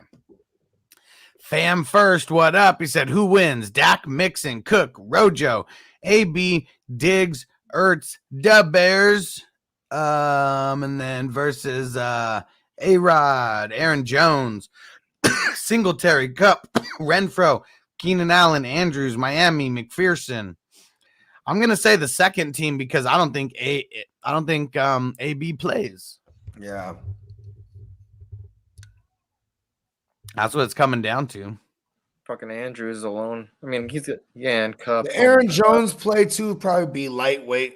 You know what I mean? Well, I mean, just Cup. You're gonna need him to be efficient with like the light touches he's gonna get. He'll probably get like 12 to 13 touches, maybe 12 to 15 at most. I think it's gonna go crazy with AJ Dillon. I think this is the AJ Dillon time. Aaron Jones is limited again. Aaron Jones was limited again on Friday today. But see, check this out though, Jesus Christ money, because we've been AJ Dillon truthers, but I only speak up for him when I feel it's the time. When it's, you know, I've been hitting with him when it was time. It's not like he's been terrible. He just hasn't been scoring toucdows. He's like he said, he hasn't been a play in weeks. It's weird. He hasn't been a play in weeks, but now he's in play. It's gonna be like 0. It's gonna be like 0.5 or whatever the fuck degrees. What's crazy is 70. It's like 70 something. 72 yards is like nothing to shake a stick at. You know, it's pretty good rushing. Yeah, for sure. But we want him to get in the end zone. I'm just saying, like they got Sean Nada Manning. Fucking, he's what's his name? Sean Onion. Sean Nada Manning. There you go. That's his name. Sean Nada Manning is fucking. He's gonna get destroyed. You know what I mean? Sean Nada Manning. Dalvin Cook and like, you know, I mean, Justin Jefferson. They're gonna have to try to string something together. You know what I mean? But I'm just saying, dominating time of possession is gonna happen on the grounds. I feel like it's gonna be with AJ Dillon. Oh yeah. And let me see. Jake said, "Would you start Muth or Everett?" Everett. I think I'm leaning Everett as well. I know I'm aware that it might be an issue, but if it's rain, I'm not worried. But if like wind and shit, then yeah. But he's the short yardage. He's been the safety blanket for Russ, and Detroit's great on the outside receiver, outside coverage. You know what I'm saying? They've been getting ate up by tight ends. Give me G-Easy. Yes, sir. Facebook user, what's the word on Elijah Mitchell considering starting Wilson Jr. Sunday? We haven't heard any new news. I mean, their practice reports aren't even official yet. So as of right this second, we're hella. The Niners be like that too. They're the hardest. Like they even already. He's basically a game day decision too. You know what I mean? Yeah. If he gets into limited practice, there's no guarantee that he plays on Sunday. If he comes out full go, at practice, he's playing for sure. But Shanahan's just really weird. Like with practice, it's fucking really important for them. And LeBron's brain said, I'm high-key grateful Gibson is out on reserve because I couldn't convince myself to bench him despite the fact that I knew he wouldn't have a big role. You know what, too? I ain't going to lie to you. There's one league where I had him and Patterson, and I just cut Patterson early in the week, right? On purpose in that particular league because I was like, man, I have other plays. I don't even want to play Gibson. But if I have if I have Patterson here and they rule out Gibson, it's gonna fuck with my head. I'm gonna be like, all right, I want to play this guy because he's gonna get all the volume. And then that can be nothing though. You know what I mean? That can mean nothing. But I'm wired to be like this. I'm just gonna get rid of Patterson. So I cut ties with him. I did that in the other league too, where I was holding him and I told you to go get him, but now I was like, fuck, I'm gonna grab him. I didn't listen. I should have went and got him. He was throwing a landmine out there to me, and I didn't fall for it. And because it might have been a landmine, but now I'm just holding it. I'm not gonna play him, but now it still could be. It still could be a landmine for all I know. That's why, if it's my destiny, it is my destiny. Exactly. I need to get a louder drop for that one. Fuck, I'll get one by tonight though. Make sure because I know I'll find one, or I'll like make it louder first before I send it. I can make it louder. Okay. We already got it. I mean, I just copy it off of YouTube and then I put it in my in the editing program, get the volume turned up as high as I can, all that shit. And for anyone who doesn't know, it is the final installment of the Hustler recaps for all these dynasty leagues. It's going down today, 8 p.m. Eastern, 5 p.m. Pacific. We're going to be breaking down all 9 leagues, all the championships. We're talking about the weekly champs as well. There's already some have been decided. And there's going to be some people who aren't in championships in these Hustler leagues who are actually playing for some money this week. So I'm excited. I know Antonio is one of them. He's super pissed that I beat him because of all the injuries and shit that he had. And what do you know? We're playing again in week 17. Sean, what up, bro? He said in a flex spot for a half PPR league. Edmonds, if Connor plays. Okay. Dylan, if Aaron Jones plays. All right. Patterson, Michael Carter. Double barrel Darrell Williams. Stockpiling the cuffs. Said Eckler and Aaron Jones are my starters. I think Carter out of all these is where I'm leaning because you're asking me if Darrell. You're I'd play double barrel Darrell over Carter, but I mean, like, I wonder how many flexes he got in this joint because it's like I'm assuming one. If they don't say more than one, I'm assuming probably just play Eckler. You have to play Eckler. We said those are his starters, Eckler and Aaron Jones. Aaron Jones, see, this is where it gets kind of tricky me because, like, at least he can weight it down. Because I would rather play Dylan. You know what I mean? I kind of would too.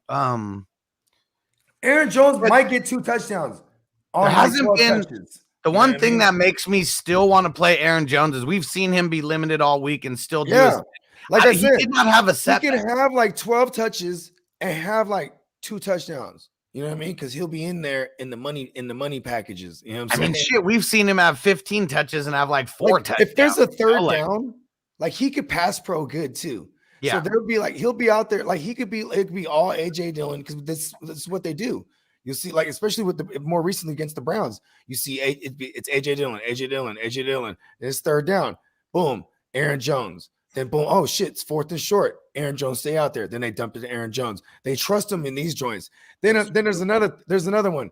It's 3rd down and 1, right? They have him out there. And then they hit him across the field and for a big touchdown.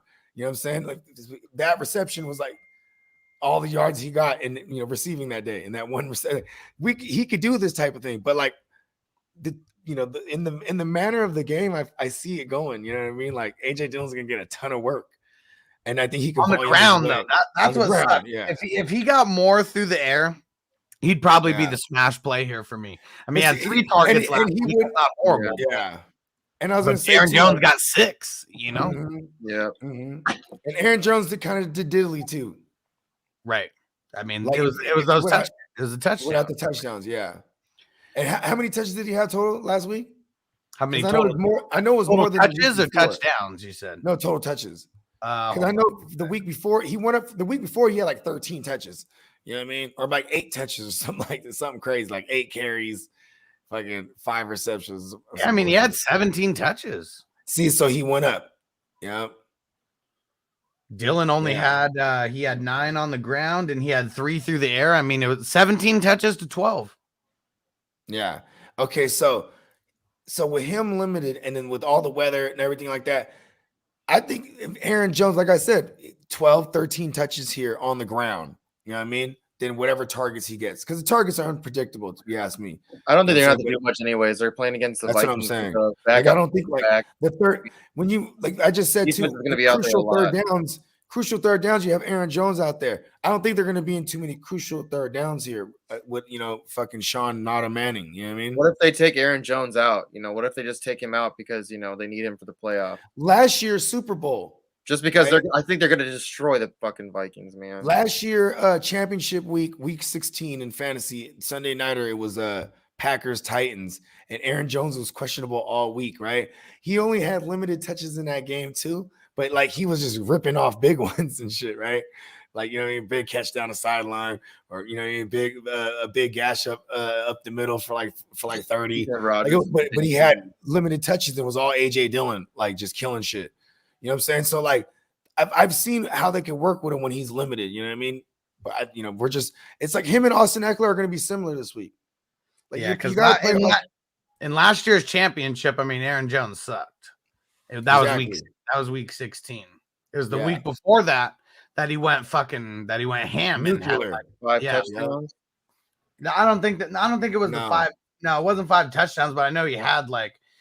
He had a game with like 4 or 5. He's never had a 5 touchdown game, but he's had a couple. He's had a couple 4 touchdown games. Yeah, he had one this year. Yeah, he had like 145 yards on the ground. Did he have one this year? Or was it a 3 touchdown game? I think he had a 4 touchdown game this year. He had 3 rushing. Yeah, he had 3 rushing and 1 through the air. Yeah, I think it was against Detroit. I think it was the night that he lost his week 2. Yeah. Was it the Lions? Yeah. Was that the day when his dad passed away in the game? Well, his dad passed away like beforehand. Like I don't know how long before, but they had cremated him, and he had like a little thing with his dad's ash, like some of the dad's ashes, like a little necklace. Yeah. And he was going ham that game, and he had lost the necklace somewhere. And the grounds crew, they found it eventually. You know what I mean? That was a good story. I saw that last week, and that was dope. That dude is a fucking hero that found it, because they said he was fucking for Christmas in the entire field. Aaron Jones got it. He got a bag. You know what I mean? He's not a broke running back. Like, he's one of the ones that actually got a big contract. And he blessed him and the dude and the whole family, like the whole and all the groundsmen. He gave him all Christmas isms. Hell you know yeah! what I mean? Hell yeah! Yeah, hell yeah! He was like, I'm about to break this bag on him. So, Sean, all in all, make sure you come back on Saturday or Sunday, because there's just a lot of questions here. I mean, they said D. Will. I said Michael Carter. But a lot of it is because of all the question marks with everybody here. And Facebook user, T Money in the building, said, do I pick up the Packers defense and play them over the Colts? Yeah. I already thought that the Packers were a decent play with Kirk Cousins at helm. So now with I'm not mad at Sean Manning or whatever your name is, Sean Onion. Because you know what, too, we don't know if Carson Wentz is gonna play. That makes that defensive play like worse if it's fucking the backup, whoever Eason or whatever the fuck. And if Carson Wentz plays, he has not practiced all week, and he's been dealing with the bid all week. So yeah, you want to. Now let's see. Ryan said start 1 running back and 1 flex. PPR. Rojo, Najee, Brandon Cooks, or Penny.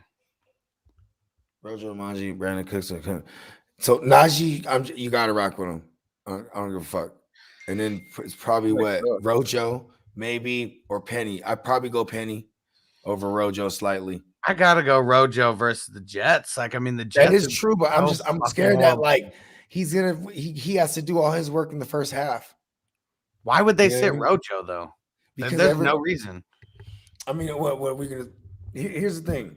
They're gonna. I think it's gonna be a heavy workload for him and Keyshawn. I do. I just think his is gonna have to come in the first half. If I'll take Penny because Penny is gonna be assumed to just get work all game. You know what I mean? All these, it's weird because out of all these plays, Najee is the one who makes me the most nervous because I think it's a smash play here as well. But you don't make it to the dance with a guy like Najee. And you don't think Brandon Cook's against your secondary? Yeah. Oh, Brandon Cook's gonna go crazy.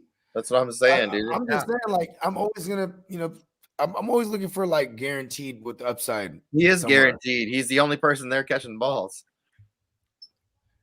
I'll give you that. And he's connected to the judge.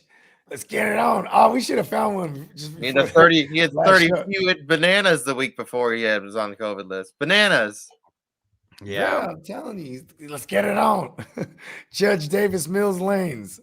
Cooks his man. He's like, we need what up, Devin? He said so with Judge Davis Mills Lane shirt. Everyone doubts Cook like all the time. It's like every year he's like a top 20 receiver. And Devin said so. Gibby is out. Any word on Mitchell? Might have to play Zeke Pollard combo.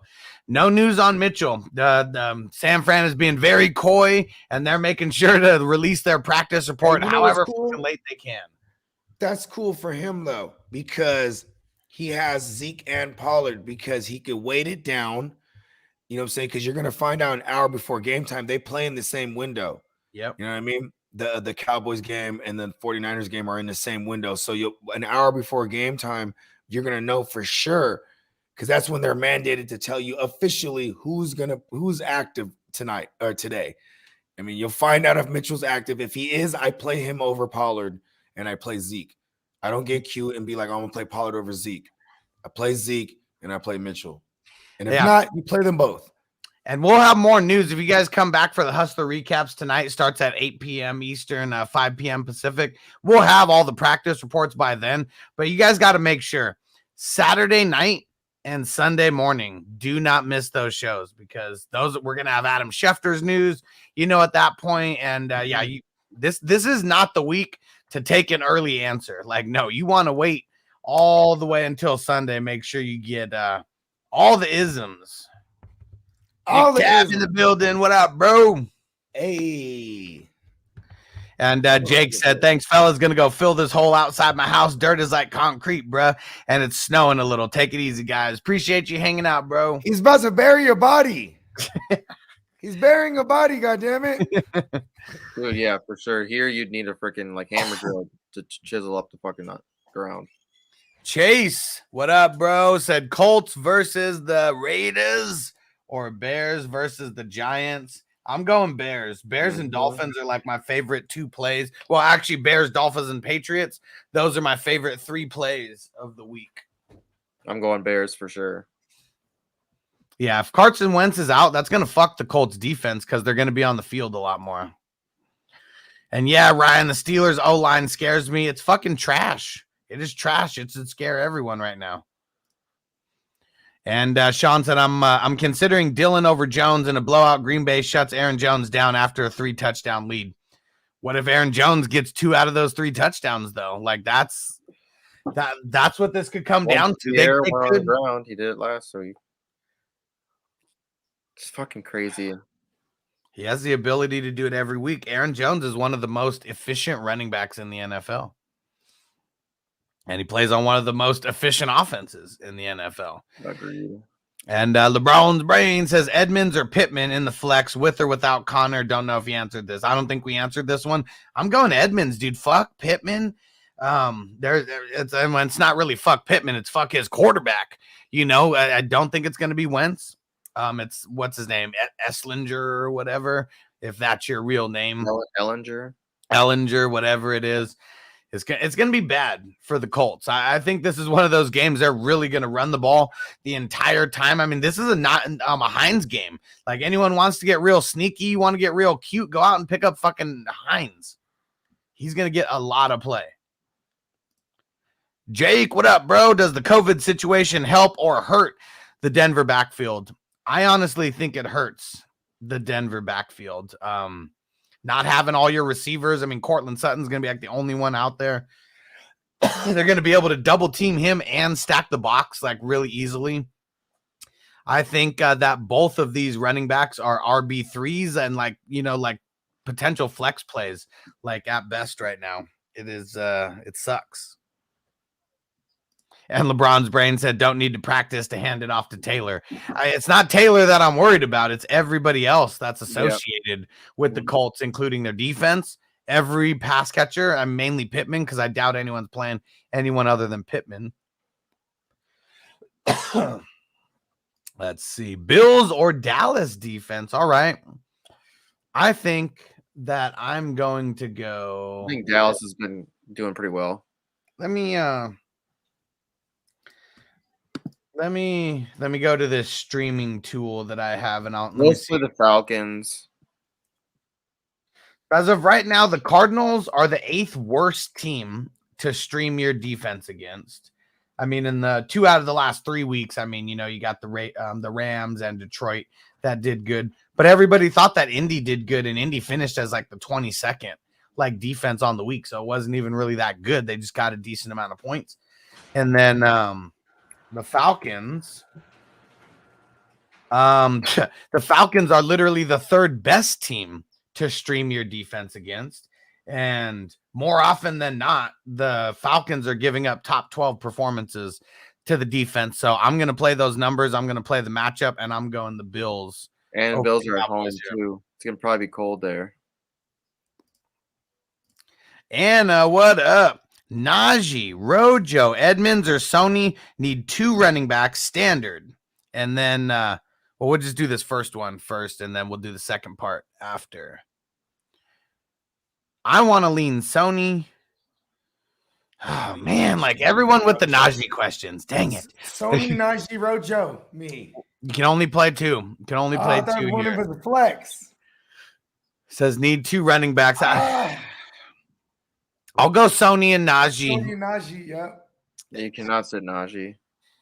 It sucks. Najee on a Monday night. Let's go. Give me Najee. And Sony's been looking really, really good. Yeah, and we already Cam Akers isn't gonna play. Like, yeah, and Jake Funk the 5 will get a little bit of touches, just like I thought Cam Akers would. Someone's gonna get like how many touches did Funky get?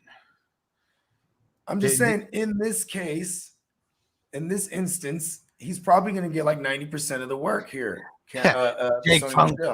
Jake Funk last week, he had 1 carry for -1 yards. There you go. See, look at that. He'll probably get like 4 or 5 snaps. It was all Sony. That no one should sit Sony this week. He had 27 carries last week, 131 yards and a tug. Wow.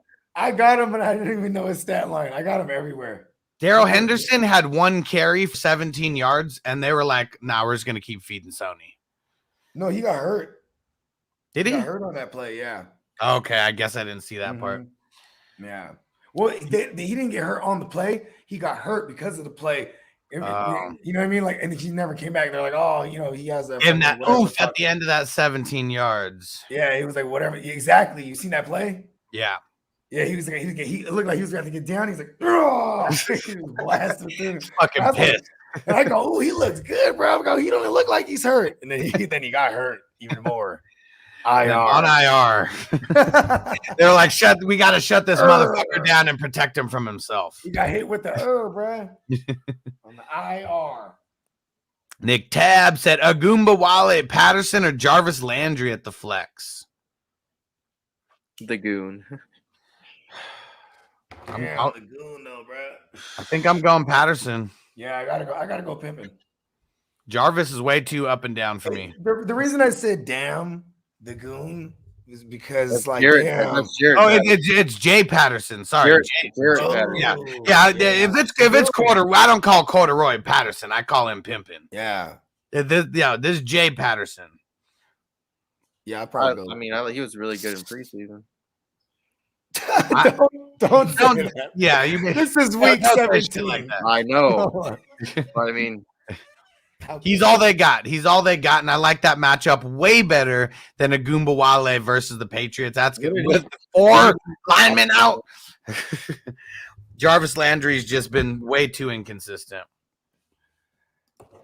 Uncle Buck, what up, Anthony? Said, how good do you think Patterson will do? So I'm assuming we're talking Jay Patterson. Tell me if I'm wrong. Is he worth a pickup? He's definitely worth a pickup, if nothing else, to block your opponent, because he's the hot pickup of the day right now. There's no bigger pickup right now than Patterson today. Here's the thing about Patterson, though, is like he is a good player. No, he is a good player. His scout report did good in preseason. He's just small. He's just a little bit smaller. It's just like, is he going to get volume? Like, we got to look at like, see, I haven't dug around yet to see like if they've who they elevated or how many running backs they've elevated from the practice squad, but they will. You know what I mean? So all this shit just happened. So this is why these Saturday shows and the Sunday morning show are most important, because we don't know what moves Washington's going to make yet. I will say this too, is like with the carousel of quarterback that they already said they intend on doing. Yeah, you know what I'm saying? 5'8". They're going to play a 2 quarterback system, or a 2 quarterback little deal here, right? So it's going to be Allen and Heineke. Yeah, that's what they said. Yeah, Jared Patterson's small, 195 pounds, 5'8".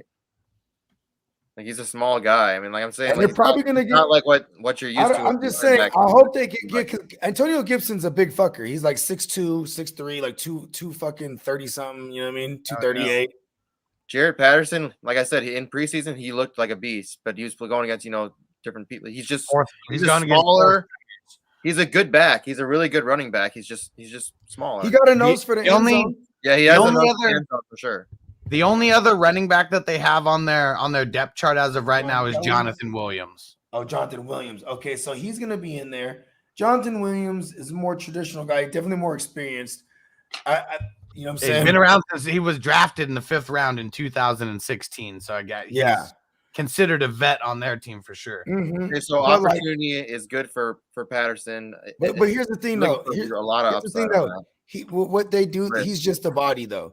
That's all I'm saying. Literally. Yeah, like he's just a body. So I do think that Patterson's gonna get like a decent amount of work. It's just I don't know about the quality of the volume. How what I mean? It's gonna be high volume, low efficiency. That's what I'm thinking. How much would you trust like a Tyson Williams right now if he was like the guy? Never. Zero. Can I say negative? Wait, you mean if negative? How good did he look at the beginning, right? How good did he look right there at the beginning of the season? Because he was the only guy, though. He was the only guy. He looked good for like 1 quarter. He's small, right? No, it was a half. He's small. Because he's Mike Tyson Williams, bro. Tyson Williams. And he was in Vegas on a Monday night, bro. He was back. Mike Tyson. We're like, who the fuck is this guy? Remember that? He was back in Vegas like fight night, bro. So he had the one good game that he was gonna have, and that was it forever. Yeah. No more Mike Tyson Williams. It's a good question, Sean. How many bench spots do your leagues generally have in 12 teams? 6. So for me, it used to be 6. This fucking COVID shit, I turned it into 8 plus 2 plus 4 total IR spots. I agree. See, I like that because that the deeper the bench too, I wouldn't mind even adding more starters, like more like for example, like most of my leagues, actually all of my leagues are structured, 3 wide receiver set, two running backs, and then 2 flex. You know what I mean? And then, whether it's super flex or a single QB, you know what I mean? Yeah, I also need to preface my leagues aren't standard, like whatever the 7 starters or whatever most leagues have. Like, no, I usually have like close to 10 starters on the offensive side of things. If we mix in IDP, like the minimum bench spots that I would have in a league with or without COVID would be 8, but it's because we're usually starting like 16, 17, 18 people. Yeah, and that's just redraft. I mean, like in our dynasty, we got like 50 total spots. Yeah, we got like 19 starters and I do 2.5 times for the bench. So yeah, we got like 30 bench spots and shit. Sometimes I'll be forgetting I have motherfuckers will be like, oh shit, I keep scrolling. Yeah, it's good and bad because I was in so many leagues that sometimes I just left a couple people on the bench in my IDP and was like, fuck, I forgot I even had this motherfucker on my team. Right? That motherfucker goes deep. What up, Christian? He said Terry, MVS, Devontae Parker, or Ayuk for wide receiver 2, and a crying emoji. I feel your pain, bro. I feel your pain because fuck Devontae Parker. Like, I don't want to play. I've dropped Devontae Parker because I don't want to play him in a championship. Yeah, dog. And then even it's like, is Terry McLaurin have to be like real, like listen, y'all, I'm hella quarterback proof because I'm about to have like 2 different quarterbacks throwing me the ball this game against Darius Slay. I'll probably play MVS, but it's like even then you need like the big one. I don't think this is a competitive game.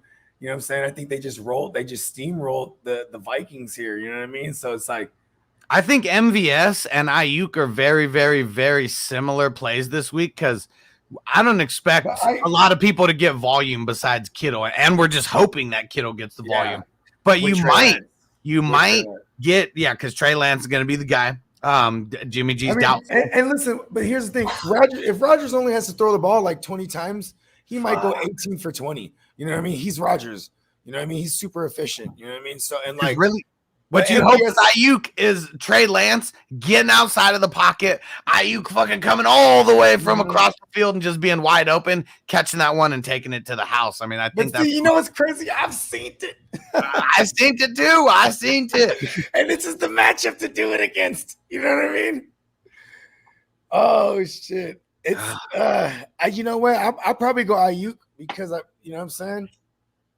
I'm leaning MVS as of right now, but we've been saying it this entire show. Saturday, Sunday morning, those are the most important ones because a lot of shit is going to change. Has MVS been a full go? Let me go check. Because I know they've removed Terry a bust this year. Who? Oh, yeah. No, he's not a fucking bust. We expected him to be with Ryan Fitzpatrick. People drafted him in like high in the 3rd round, even. You know what I mean? But it's not his fault. Like that's the thing. Like, I mean, it's but not you know what? The year's so bad. The year's so bad though that he does fall. When I hear bust, I mean bust as in like draft position. You know what I mean? You know what I'm saying? Because if you're in a super flex league, you got him in the 4th round, 5th round for sure. But you know, if you're in I think most people like regardless ADP that whatever happens to whatever who else on your team. I mean, to me is if you're playing a full year and you're not producing, it doesn't matter. Like if you paid for somebody that high, like there's players that still produce. You know. His quarterback got hurt in the first half of the very first game. That we wouldn't, if we knew that it was not going to be Ryan Fitzpatrick, he would not have been drafted as high as he was. That's a good point. That is 100% for sure. The Magic Man, you know what his magic was this year? Was getting another bag. Hey, he didn't go to Harvard for nothing. You're right. Jared, what up, bro? Shout out to the Who Dat Nation. Said, do we think Najee is going to shit the bed again? Corduroy kind of been slacking too, though. I mean, if it's a choice between those two, I mean, Najee. I would too, but it's not. I don't think it's going to be. I don't think it's going to be too good for either. The one thing that I do like about Corduroy is they gave him the rest on Friday. Rest up because we're going to use you like there's no tomorrow. Like that's why they better be fucking resting him today. Last game of the year. Can't hold anything back now. It better happen. The pimp needs to show out. If he shows out, he's back. He got all the ladies. LeBron's brain. One of my leagues, I traded Jonathan Taylor after week 4, and my RB situation is Eckler, Taylor, Chubb this week. Need 2. Eckler, Taylor, Chubb. I'm going Taylor and Chubb. I'm going Taylor. Yeah. But whoever the fuck you have in your flex, like I find it hard to believe that they're going to be better than Eckler. You know what I'm saying? Well, you never know. He might be stacked. Motherfuckers make trades, bro. But you got to be really stacked to sit Eckler and not put him in the flex. You have to be able. You have to have a flex in this league. Hey, Chubb finna eat too, because I ain't gonna lie. That's the one thing is unless everyone just gets super pumped for Big Ben at home, like last home for Big Ben, the rapist burger. You know what I mean? But they've just been terrible against the run. You want to hear how bad the Steelers have been since week 10? The worst that they've given up is a top 8 finish to the running backs, and that was versus Baltimore. Oh wow! Running ass team. Here's the teams that have destroyed them on the ground just since week 10. Detroit, the Chargers, the Bengals, the Baltimore Ravens, the Vikings, the Titans in week 15, and the Kansas City Chiefs last week. You play every running back that you can. If Kareem Hunt plays and you got him, he is a flex play. That's how horrible the Steelers are versus the running backs right now. And it ain't going to get better this week. I'll tell you that much. You ain't lying. And I said definitely starting Taylor, but Eckler is in a good spot to be in. Yes. Figure out how to get him into your flex. I don't care who you got in your flex. No, I do care if he has another volume play in there too, because Eckler, we need efficiency. Eckler to me is like playing Aaron Jones.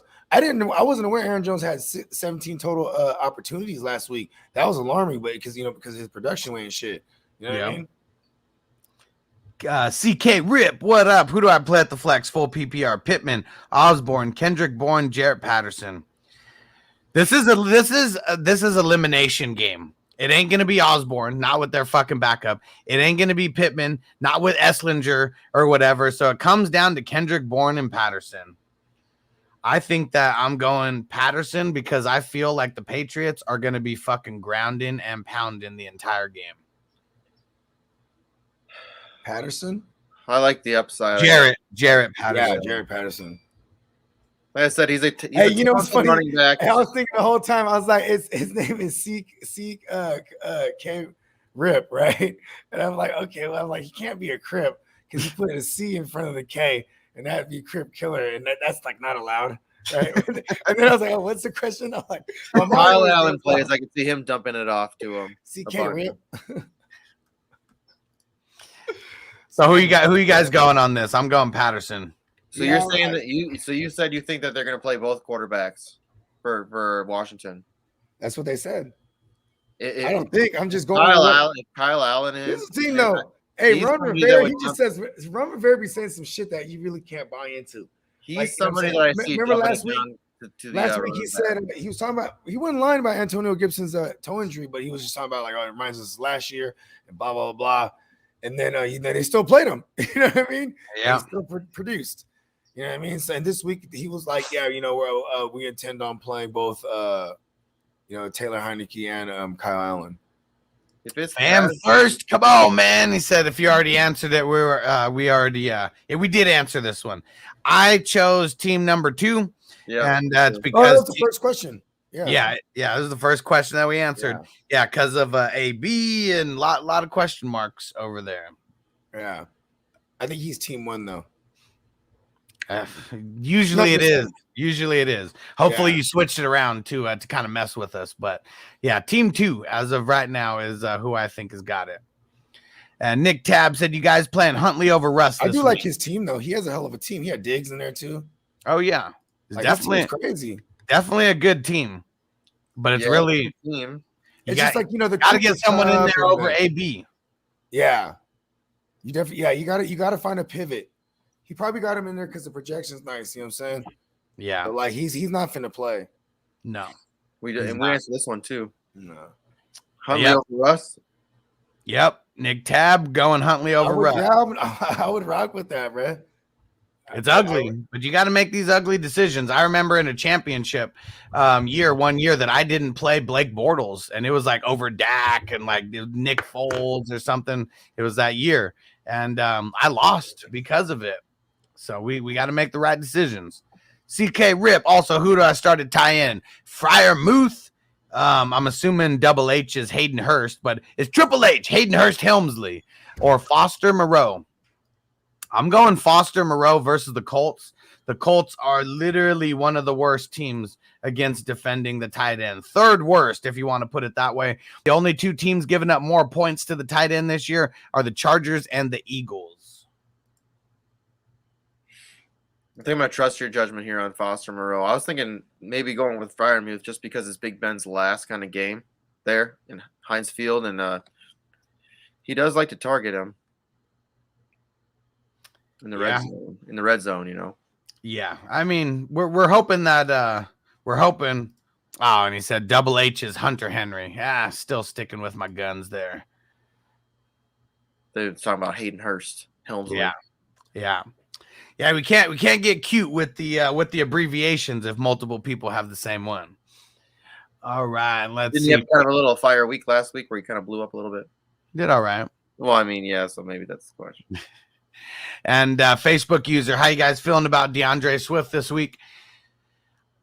I feel good about DeAndre Swift. It's everybody else on the Lions that I feel really bad about, and I think that that's going to hurt him. And I honestly think that he still might be a healthy scratch. So I'm just, anybody who has Swift, you just be prepared. Have Jamal Williams, even though he's not going to do much. I mean, he did all right last week.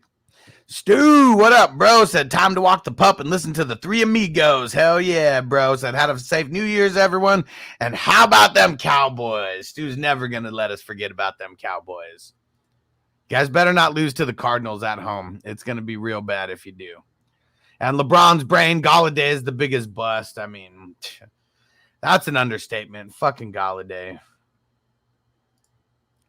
And what up, Anna? Not sure if you answered this. I don't think we saw this one. Muth, Knox, Moreau need one tight end standard. I'm going with Moreau versus the Colts. Yep. Going Moreau. I trusted you on that one. Antonio, what up, bro? Start 2. Kirk, Gage, Barkley, and I kind of want to sit Barkley. I kind of want to sit Barkley too. Out of these 3 options, I mean, I expect the Cardinals to throw a lot. You know, we really expect that. And we expect the Atlanta Falcons to be down versus the Bills and having to throw a lot as well. Fuck Barkley this week. I like Gage. Fuck Barkley. Yeah. It sucks. It sucks to have to say fuck Barkley today, but we're talking championships. We're talking championships here. It sucks, man. It sucks having to anybody who had I think you drafted him in one league, or it was like in the end of the the 4th pick in the 2nd round. You're like, this is a really good value. No, it was our vampire league. I'm pretty sure I drafted CMC with the first overall pick, and then I got Barkley with the last pick. I remember that. Joked about it. It's fucking horrible. You know what that team did? They lost. And 13 or whatever. Like, it was fucking horrible. That was one of my worst teams. Injuries killed me. It's because we drafted too early. I ain't drafting early next year. Nope, not gonna do it. And Antonio said could also start Marquise, but I don't trust him. Hey, you and me both, brother. You and me both. Saul, what up? How you guys feeling about DeAndre Swift coming off injury? We've been talking about him a lot. It's not Swift that I'm nervous about. It's the entire team that's around him. Tim Boyle is the fucking quarterback. We can expect if we're lucky, he gets up to 20 touches. Like, that's if we're lucky. But Lions don't have shit to play for. They're playing for pride. I don't think that he comes in and gets 100% of the work. I think, if nothing else, it's going to be a 50-50 split from him and Williams. And we're going to need Swift to bust off a big one. We really are. Why would they risk him like in that kind of weather and everything in Seattle? Just doesn't make any sense. Yeah, it has bad news written all over it. It really does. So I'm just telling everybody, if you have Swift, he still could be a healthy scratch. Like, we don't know 100% if he's playing. Everything is trending towards him playing, but the Lions have no reason to do good. They really don't. Like, they're shooting for as close to the number 1 pick as they can get right now. And a win or, a competitive game, that makes them, a little bit higher in the draft. And they want to be as low as they can get. Jonathan, what up, bro? Start 2 running backs and flex 1. Javonte, Jarrett Patterson, Renfro, Damian Harris, Dylan, Hunt, Scott. If Howard doesn't play, I think Howard's going to play. And then Hunt and Carter. So we already got Hunt, but we got Carter in there also. So we need 3 of these guys. I want Damian for sure. I do want Damian for sure. And I want Carter for sure. They're going to get a lot of garbage time, and he's going to get a lot of garbage time catches. And then it comes down to, I'm nervous about Javonte. I am fucking nervous about him. If Hunt plays, which he's on the right track to play right now, if he comes out tomorrow and gets a full practice, Hunt is in. Hunt is in. If we hear more news about Aaron Jones, maybe being on limited snap count or something, then it would be Dillon. But Aaron Jones didn't have any setbacks. And he looked pretty damn good with the 17 touches that he got last week. And yeah, Dillon doesn't really get the green zone work. And that's the money. Those are the money touches. Yeah, he gets touches from way out, 50-yard line, shit like that, 40-yard line. He gets that grind work. 10-yard run, and then he'll go sit out for a little bit. He gets the grind work. Like he's the grunt. He's the grunt, and he's like 250. Like he can definitely handle that grunt work. But for Dillon to be a thing, he's gonna have to crack off a 20+ yard touchdown, and we can never really bank on that. You're right. Facebook user Dak or Hurts.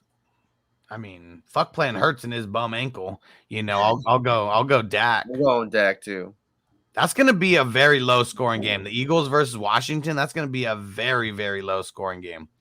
And then I said pick 3 to start half PPR: Penny, Renfro, Darrell Williams, Chase Edmonds. I right off the bat, I'm going Penny and double barrel Darrell for 2 of those. I think I'm gonna go Chase. I think I'm going Chase as well, and I don't think Connor playing all the running backs. I don't think Connor playing affects my decision over Renfro. I'm okay Chase is gonna catch balls anyway, so I'm gonna be okay if I miss on Renfro and he scores like a touchdown or something, because you're gonna need like his 10 receptions for real.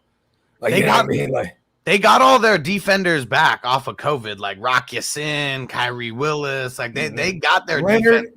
They got Leonard back. Yeah, that's the biggest one right there. Yeah. So Renfro's not going to be going over across the middle with Leonard there. You see a little lad. Actually, Renfro, how big is Renfro? He's not that small. No, I think he's like 6'2". Let me go check. Yeah, but you don't want to go across the middle, bro. Yeah, he's 5'10".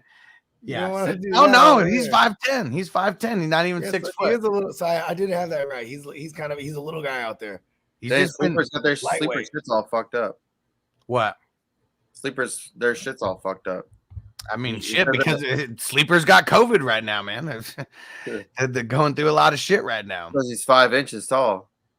Man, I'm on the desktop. It says he's 5'10". Screenshot. Well, I'm just telling you what my iPhone says, bro. Man, are you reading the measurements wrong? He's looking at 5. He's 5. Put it up. Let's see it. 5 inches 10 centimeters, bro. Yeah, 0 feet 5 inches. Weird. He's just a little guy. He's a wee little man. He's fucking Thumbelina's son. And then just to show, I'll show here. Just so everyone knows I'm not. That's a good one. There we go. See, 5'10", 185 pounds soaking wet. He's got that. But his face he has the face of a 50-year-old. Oh yeah, he's very wise beyond his years. He's a bridge troll catching touchdowns. No touchdowns. You shall not pass. Jonathan, what up, bro? Said also Moreau or Dawson Knox full PPR, and then Brady or Huntley. I'm going Moreau, and no way in hell would I sit Brady over Huntley, because I still think Brady does all the work before they sit him down. You know what? Knox is truly touchdown or bust. I probably have to go. I just Moreau's going to touchdown or bust too, right? No, but Moreau's getting targets these days. You know wait. Foster Moreau is doubtful for Sunday. I just pulled it up right now. Oh, no. Hold on. Nah, that can't be true. Sorry. That's Fabian Moreau. Get the fuck out of here, Fabian Moreau, whoever the fuck you are. I was going to say, you know how many times this year I accidentally claimed Fabian Moreau? Oh, shit, that's the wrong guy.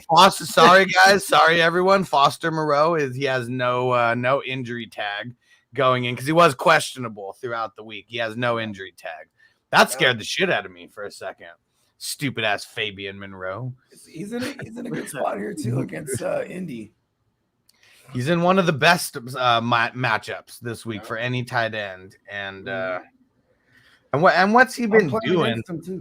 And all he's been doing lately is just getting nice targets. Last week 4 for 4, 67 yards Week before that, 9 targets, 7 receptions, 65 yards. A week before that, 6 targets versus the Chiefs. Only 3 receptions for 13. But last 2 weeks, I mean, that's top 12 tight end numbers. Really is. He's close to it. And we got Gronk or Knox for Saul. I gotta go Gronk. I don't know, man. It's crazy too. You might get is AB. If Moreau wasn't, even on the other one, if Foster Moreau wasn't playing the Colts, I would have went Knox because Knox is touchdown or bust, but he has a high probability of that touchdown because they go to him. They have packages just for him down there in the red zone. You know what I mean? Yeah. So it's like it's hard to go away from, but Gronk his target market share has been up and down all over, but they need him. I got to go Gronk slightly. And the Jets, there's been some teams that have been shutting down, Gronk, and I just don't see the Jets as that team that's going to shut down Gronk. But he's going to be, with AB. You said AB is going to be out. We don't know 100%, but we think he's going to be out. Mike Evans, game time decision, not looking good for him. Yeah. Well, Gronk's going to be the only guy getting covered. Yeah. Does make me a little. Yeah, but still, though, he's Gronk. And he's going up against the Jets. If he's going to get volume, that's why Gronk is and I'm saying slightly too because there is a possibility that some of those guys play. You know what I mean? But Jets gave up top 12 numbers to the Jacksonville tight ends last week. That's crazy. That's so crazy. Give me Gronk. Actually, not even slightly. Yeah, give me Gronk. Knox, I know last week isn't a week to brag about Gronk, but last week, Knox, he had a touchdown. He still didn't even come down with 10 points. He had here's the thing too. There's another touchdown before that had a flag on it. And, it was a nice little, it was like a makeshift, tight end slant. It was fucking awesome. And then there was a flag. There was a hold. Oh, the Falcons against the no, it wasn't. There wasn't a hold. It was an ineligible receiver down the fucking field. A stupid lineman ran because he thought it was going to be a run play. Check this out. We have a time traveler in the building. Nigel said hello from the future. Happy New Year's. Wish you guys all the best in 2022. So it's already past midnight in Serbia. Hell yeah, Nigel. Hell yeah. Happy New Year to you, brother. What a way to Nigel, man. What a way to start off the New Year's. I appreciate you, bro. It's kind of tight, man. I'm excited because we're gonna go. We're just gonna go have dinner at my girl's mom's. You know what I'm saying? But my brother-in-law, he that's where he stay at. You know what I mean? And we got a half bottle of Patron that we started on Christmas, so I already know that we're. You know what I mean? Yeah, that second half about to be gone real quick, right? You know what I'm saying? We pick up right where we left off, and then you know what I'm saying, just get back before the ball drop because our tradition the past few years is just being at the crib, spending it with the kids. You know what I mean? Yeah. Sometimes it's funny because we'll do poppers and all that shit, but my girl's like, we ain't doing that this year because we're hella deep cleaning and shit. And then them poppers, them shit get everywhere, bro. Everywhere. I need one of those big ass.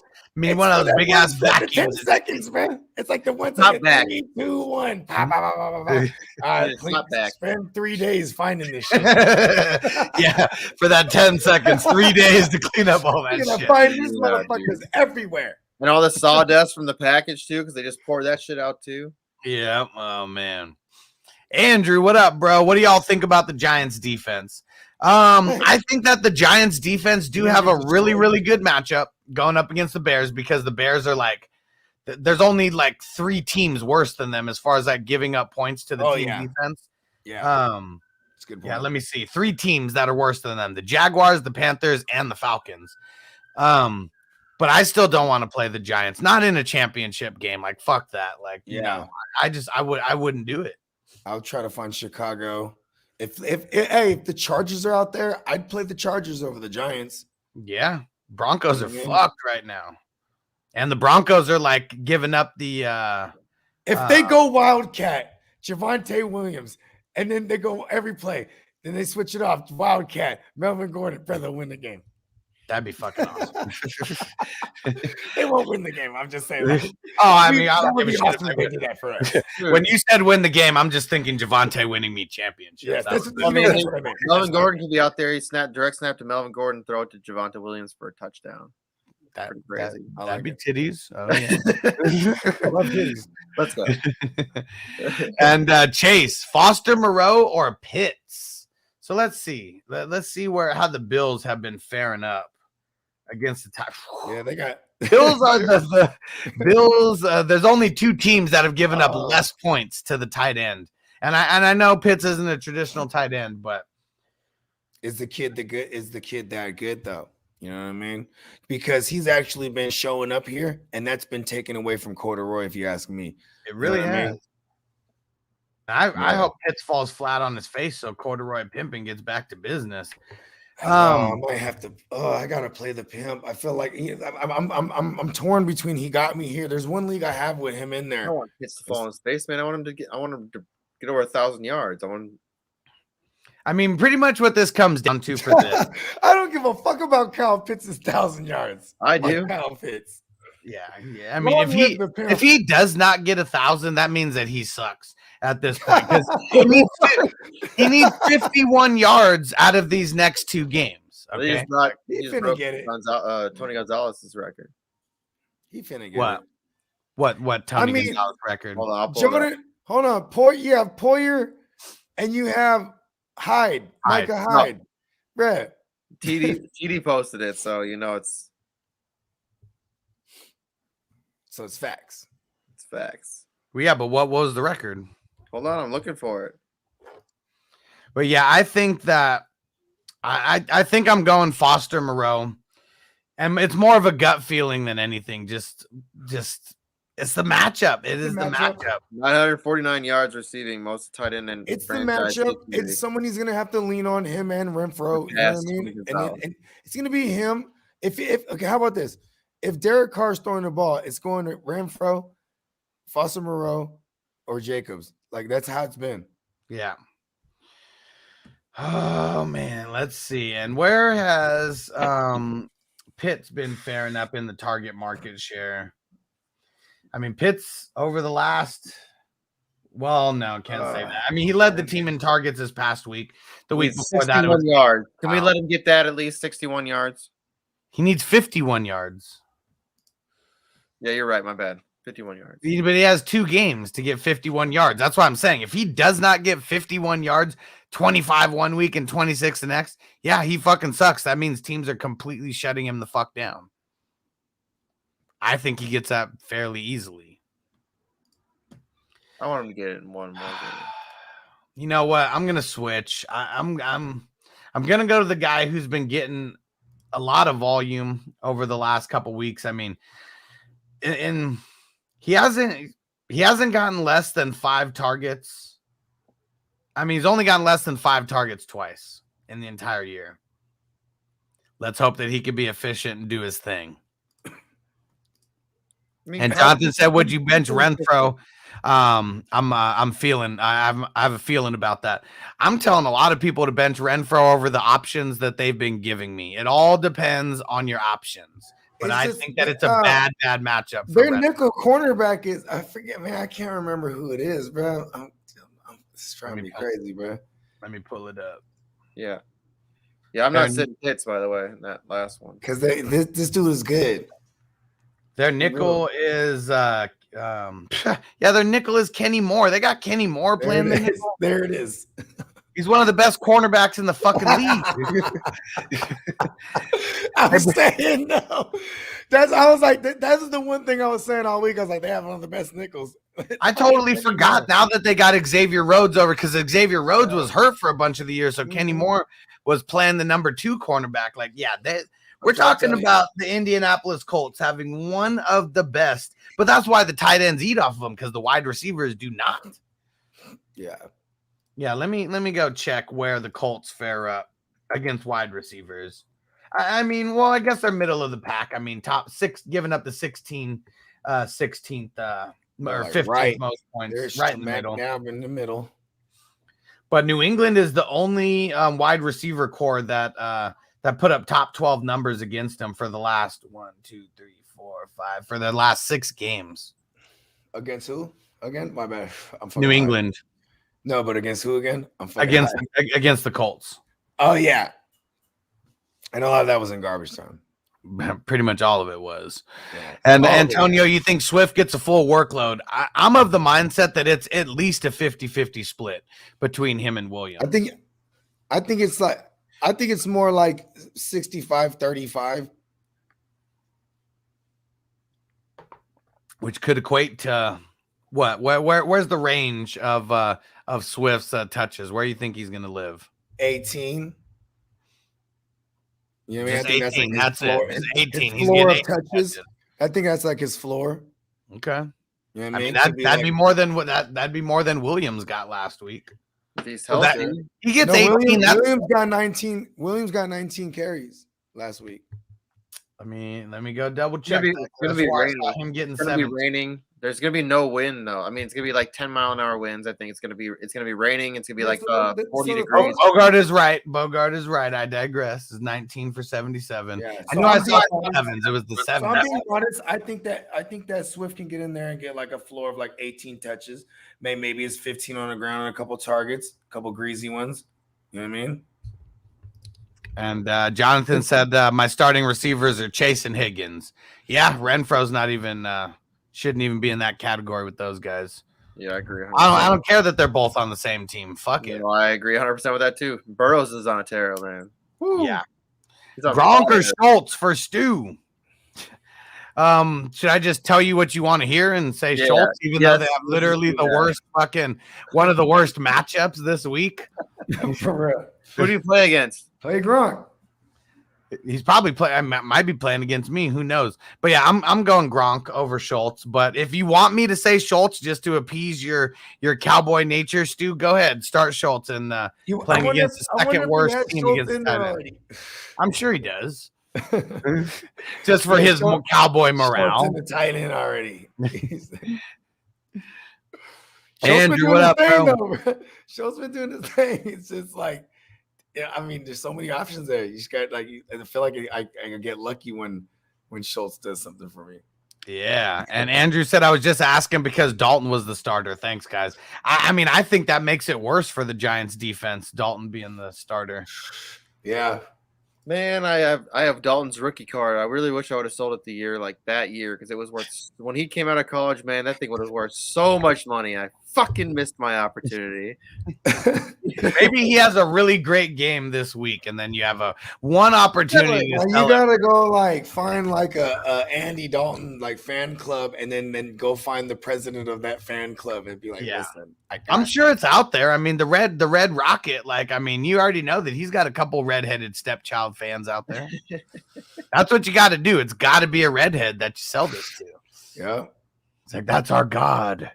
the ginger god. TC Holloway, what up? Hurts or Huntley? I'm going Huntley. I'm going Hurts.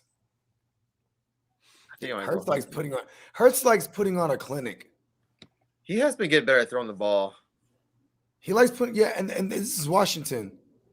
I mean, him and This is Washington, bro.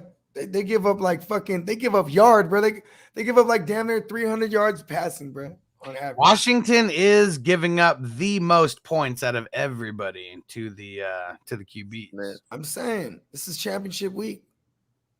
I might. You know what? You might have swayed me there. Might go Hunt or Hurts. And they might even get down there in the goal line, and while we're all talking about which running back to start for the Eagles, but it's Hurts who rushes that thing in.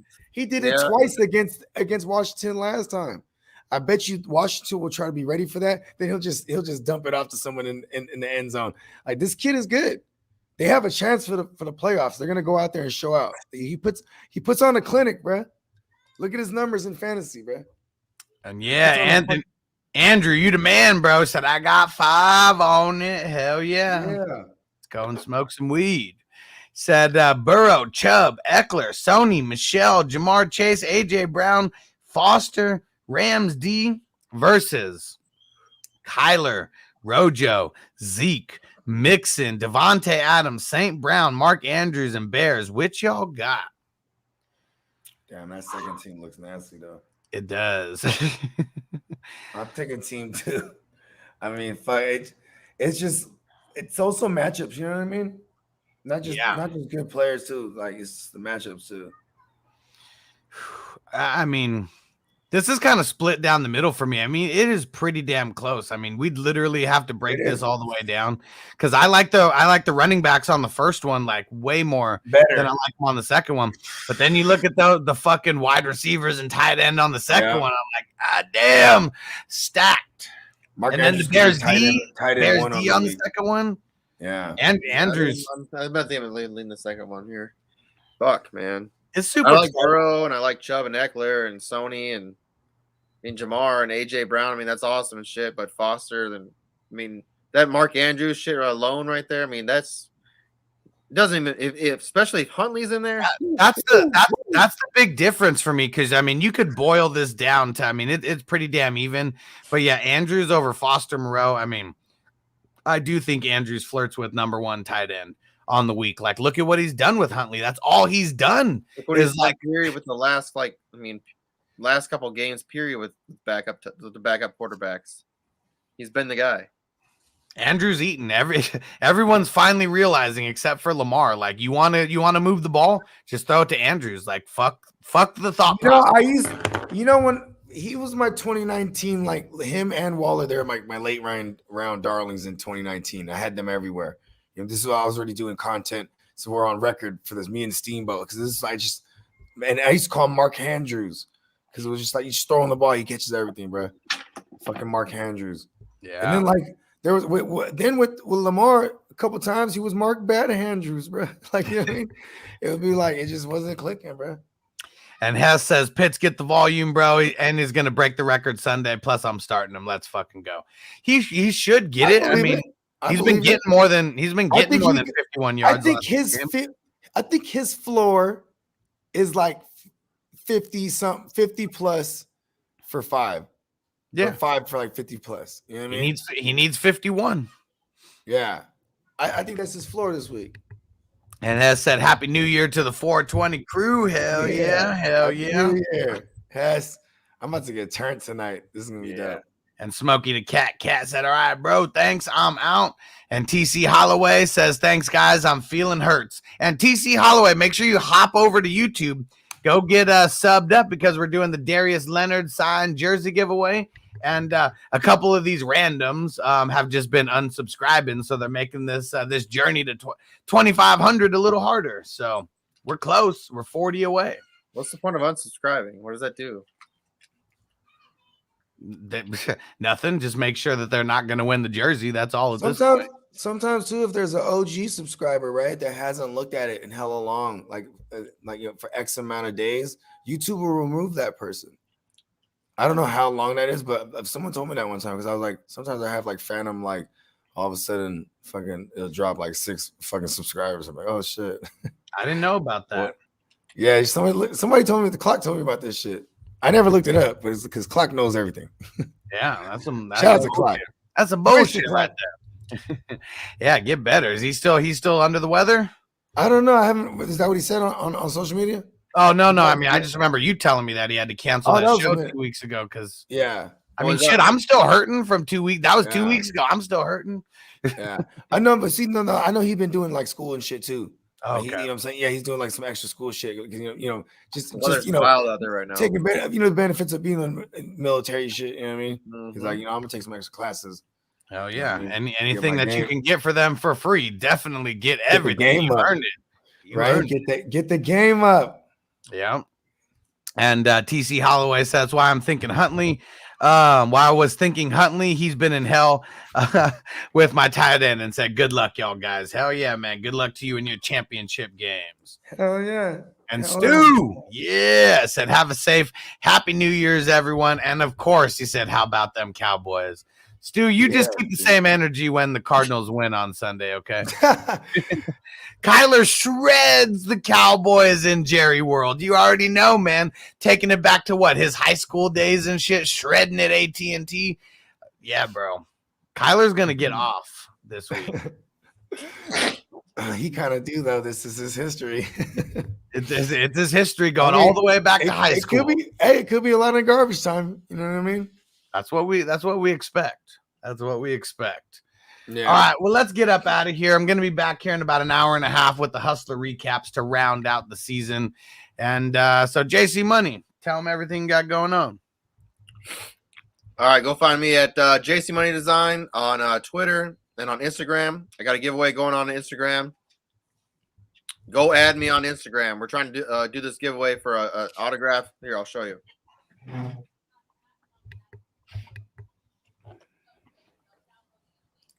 T. Higgins autograph, mini helmet right here. Boom, from my personal collection.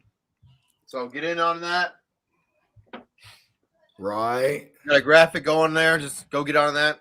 There's a new show going to be coming out on Monday, but be on the lookout. I'm going to be posting my link here for the YouTube page. And Stu said, Randy Gregory, Parsons, and D-Law going to put his little ass on the turf. Last time you said Randy Gregory was going to do good, I remember him getting a 0 for fantasy football. So I wouldn't say that anybody's going to do good on the defense. You cursed. It might have been the game he got hurt. It might have been the game he got hurt.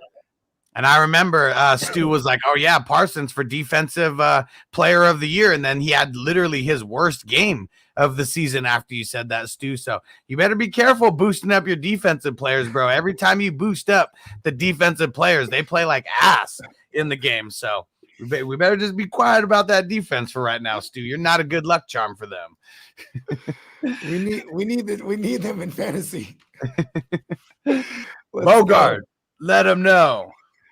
Hey, you already know the earth is my turf. You know what I'm saying? Universe, give me money. New Year, give me money. You know what I'm saying? New Year, give everybody money. You know what I'm saying? And you know what I mean? New Year's always fun. Everybody be safe.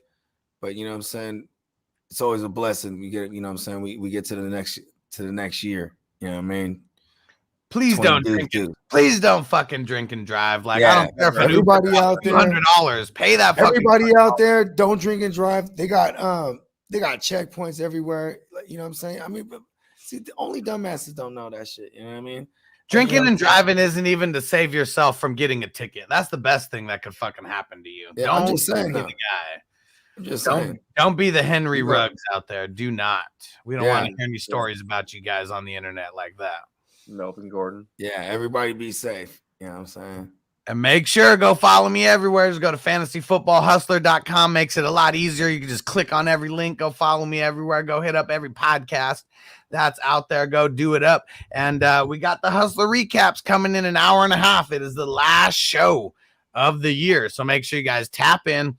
Got to make sure we're smoking heavy. We're going to be talking about these championships. We're going to be talking about the weekly belt holder championships that is going down.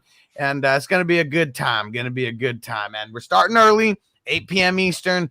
It might take about 2 hours, but either way, we'll get you done before the ball is dropping, no matter where you are in the country. So, peace out. Happy New Year, everybody. Peace out. As I make my way, the fact I'm still alive, my claim to fame. It's no surprise I'm on a rise, finna stake my claim. Separate me from the others, cause we ain't the same. Ask my brothers from another, we ain't for play. Time is money, so we got no time to waste. Soon as this thing's moving, it can't be stopped. Blue bands in my pocket, call that juggernaut. Everyone in the world today takes everything you've got. Taking a break from all your worries sure would help a lot.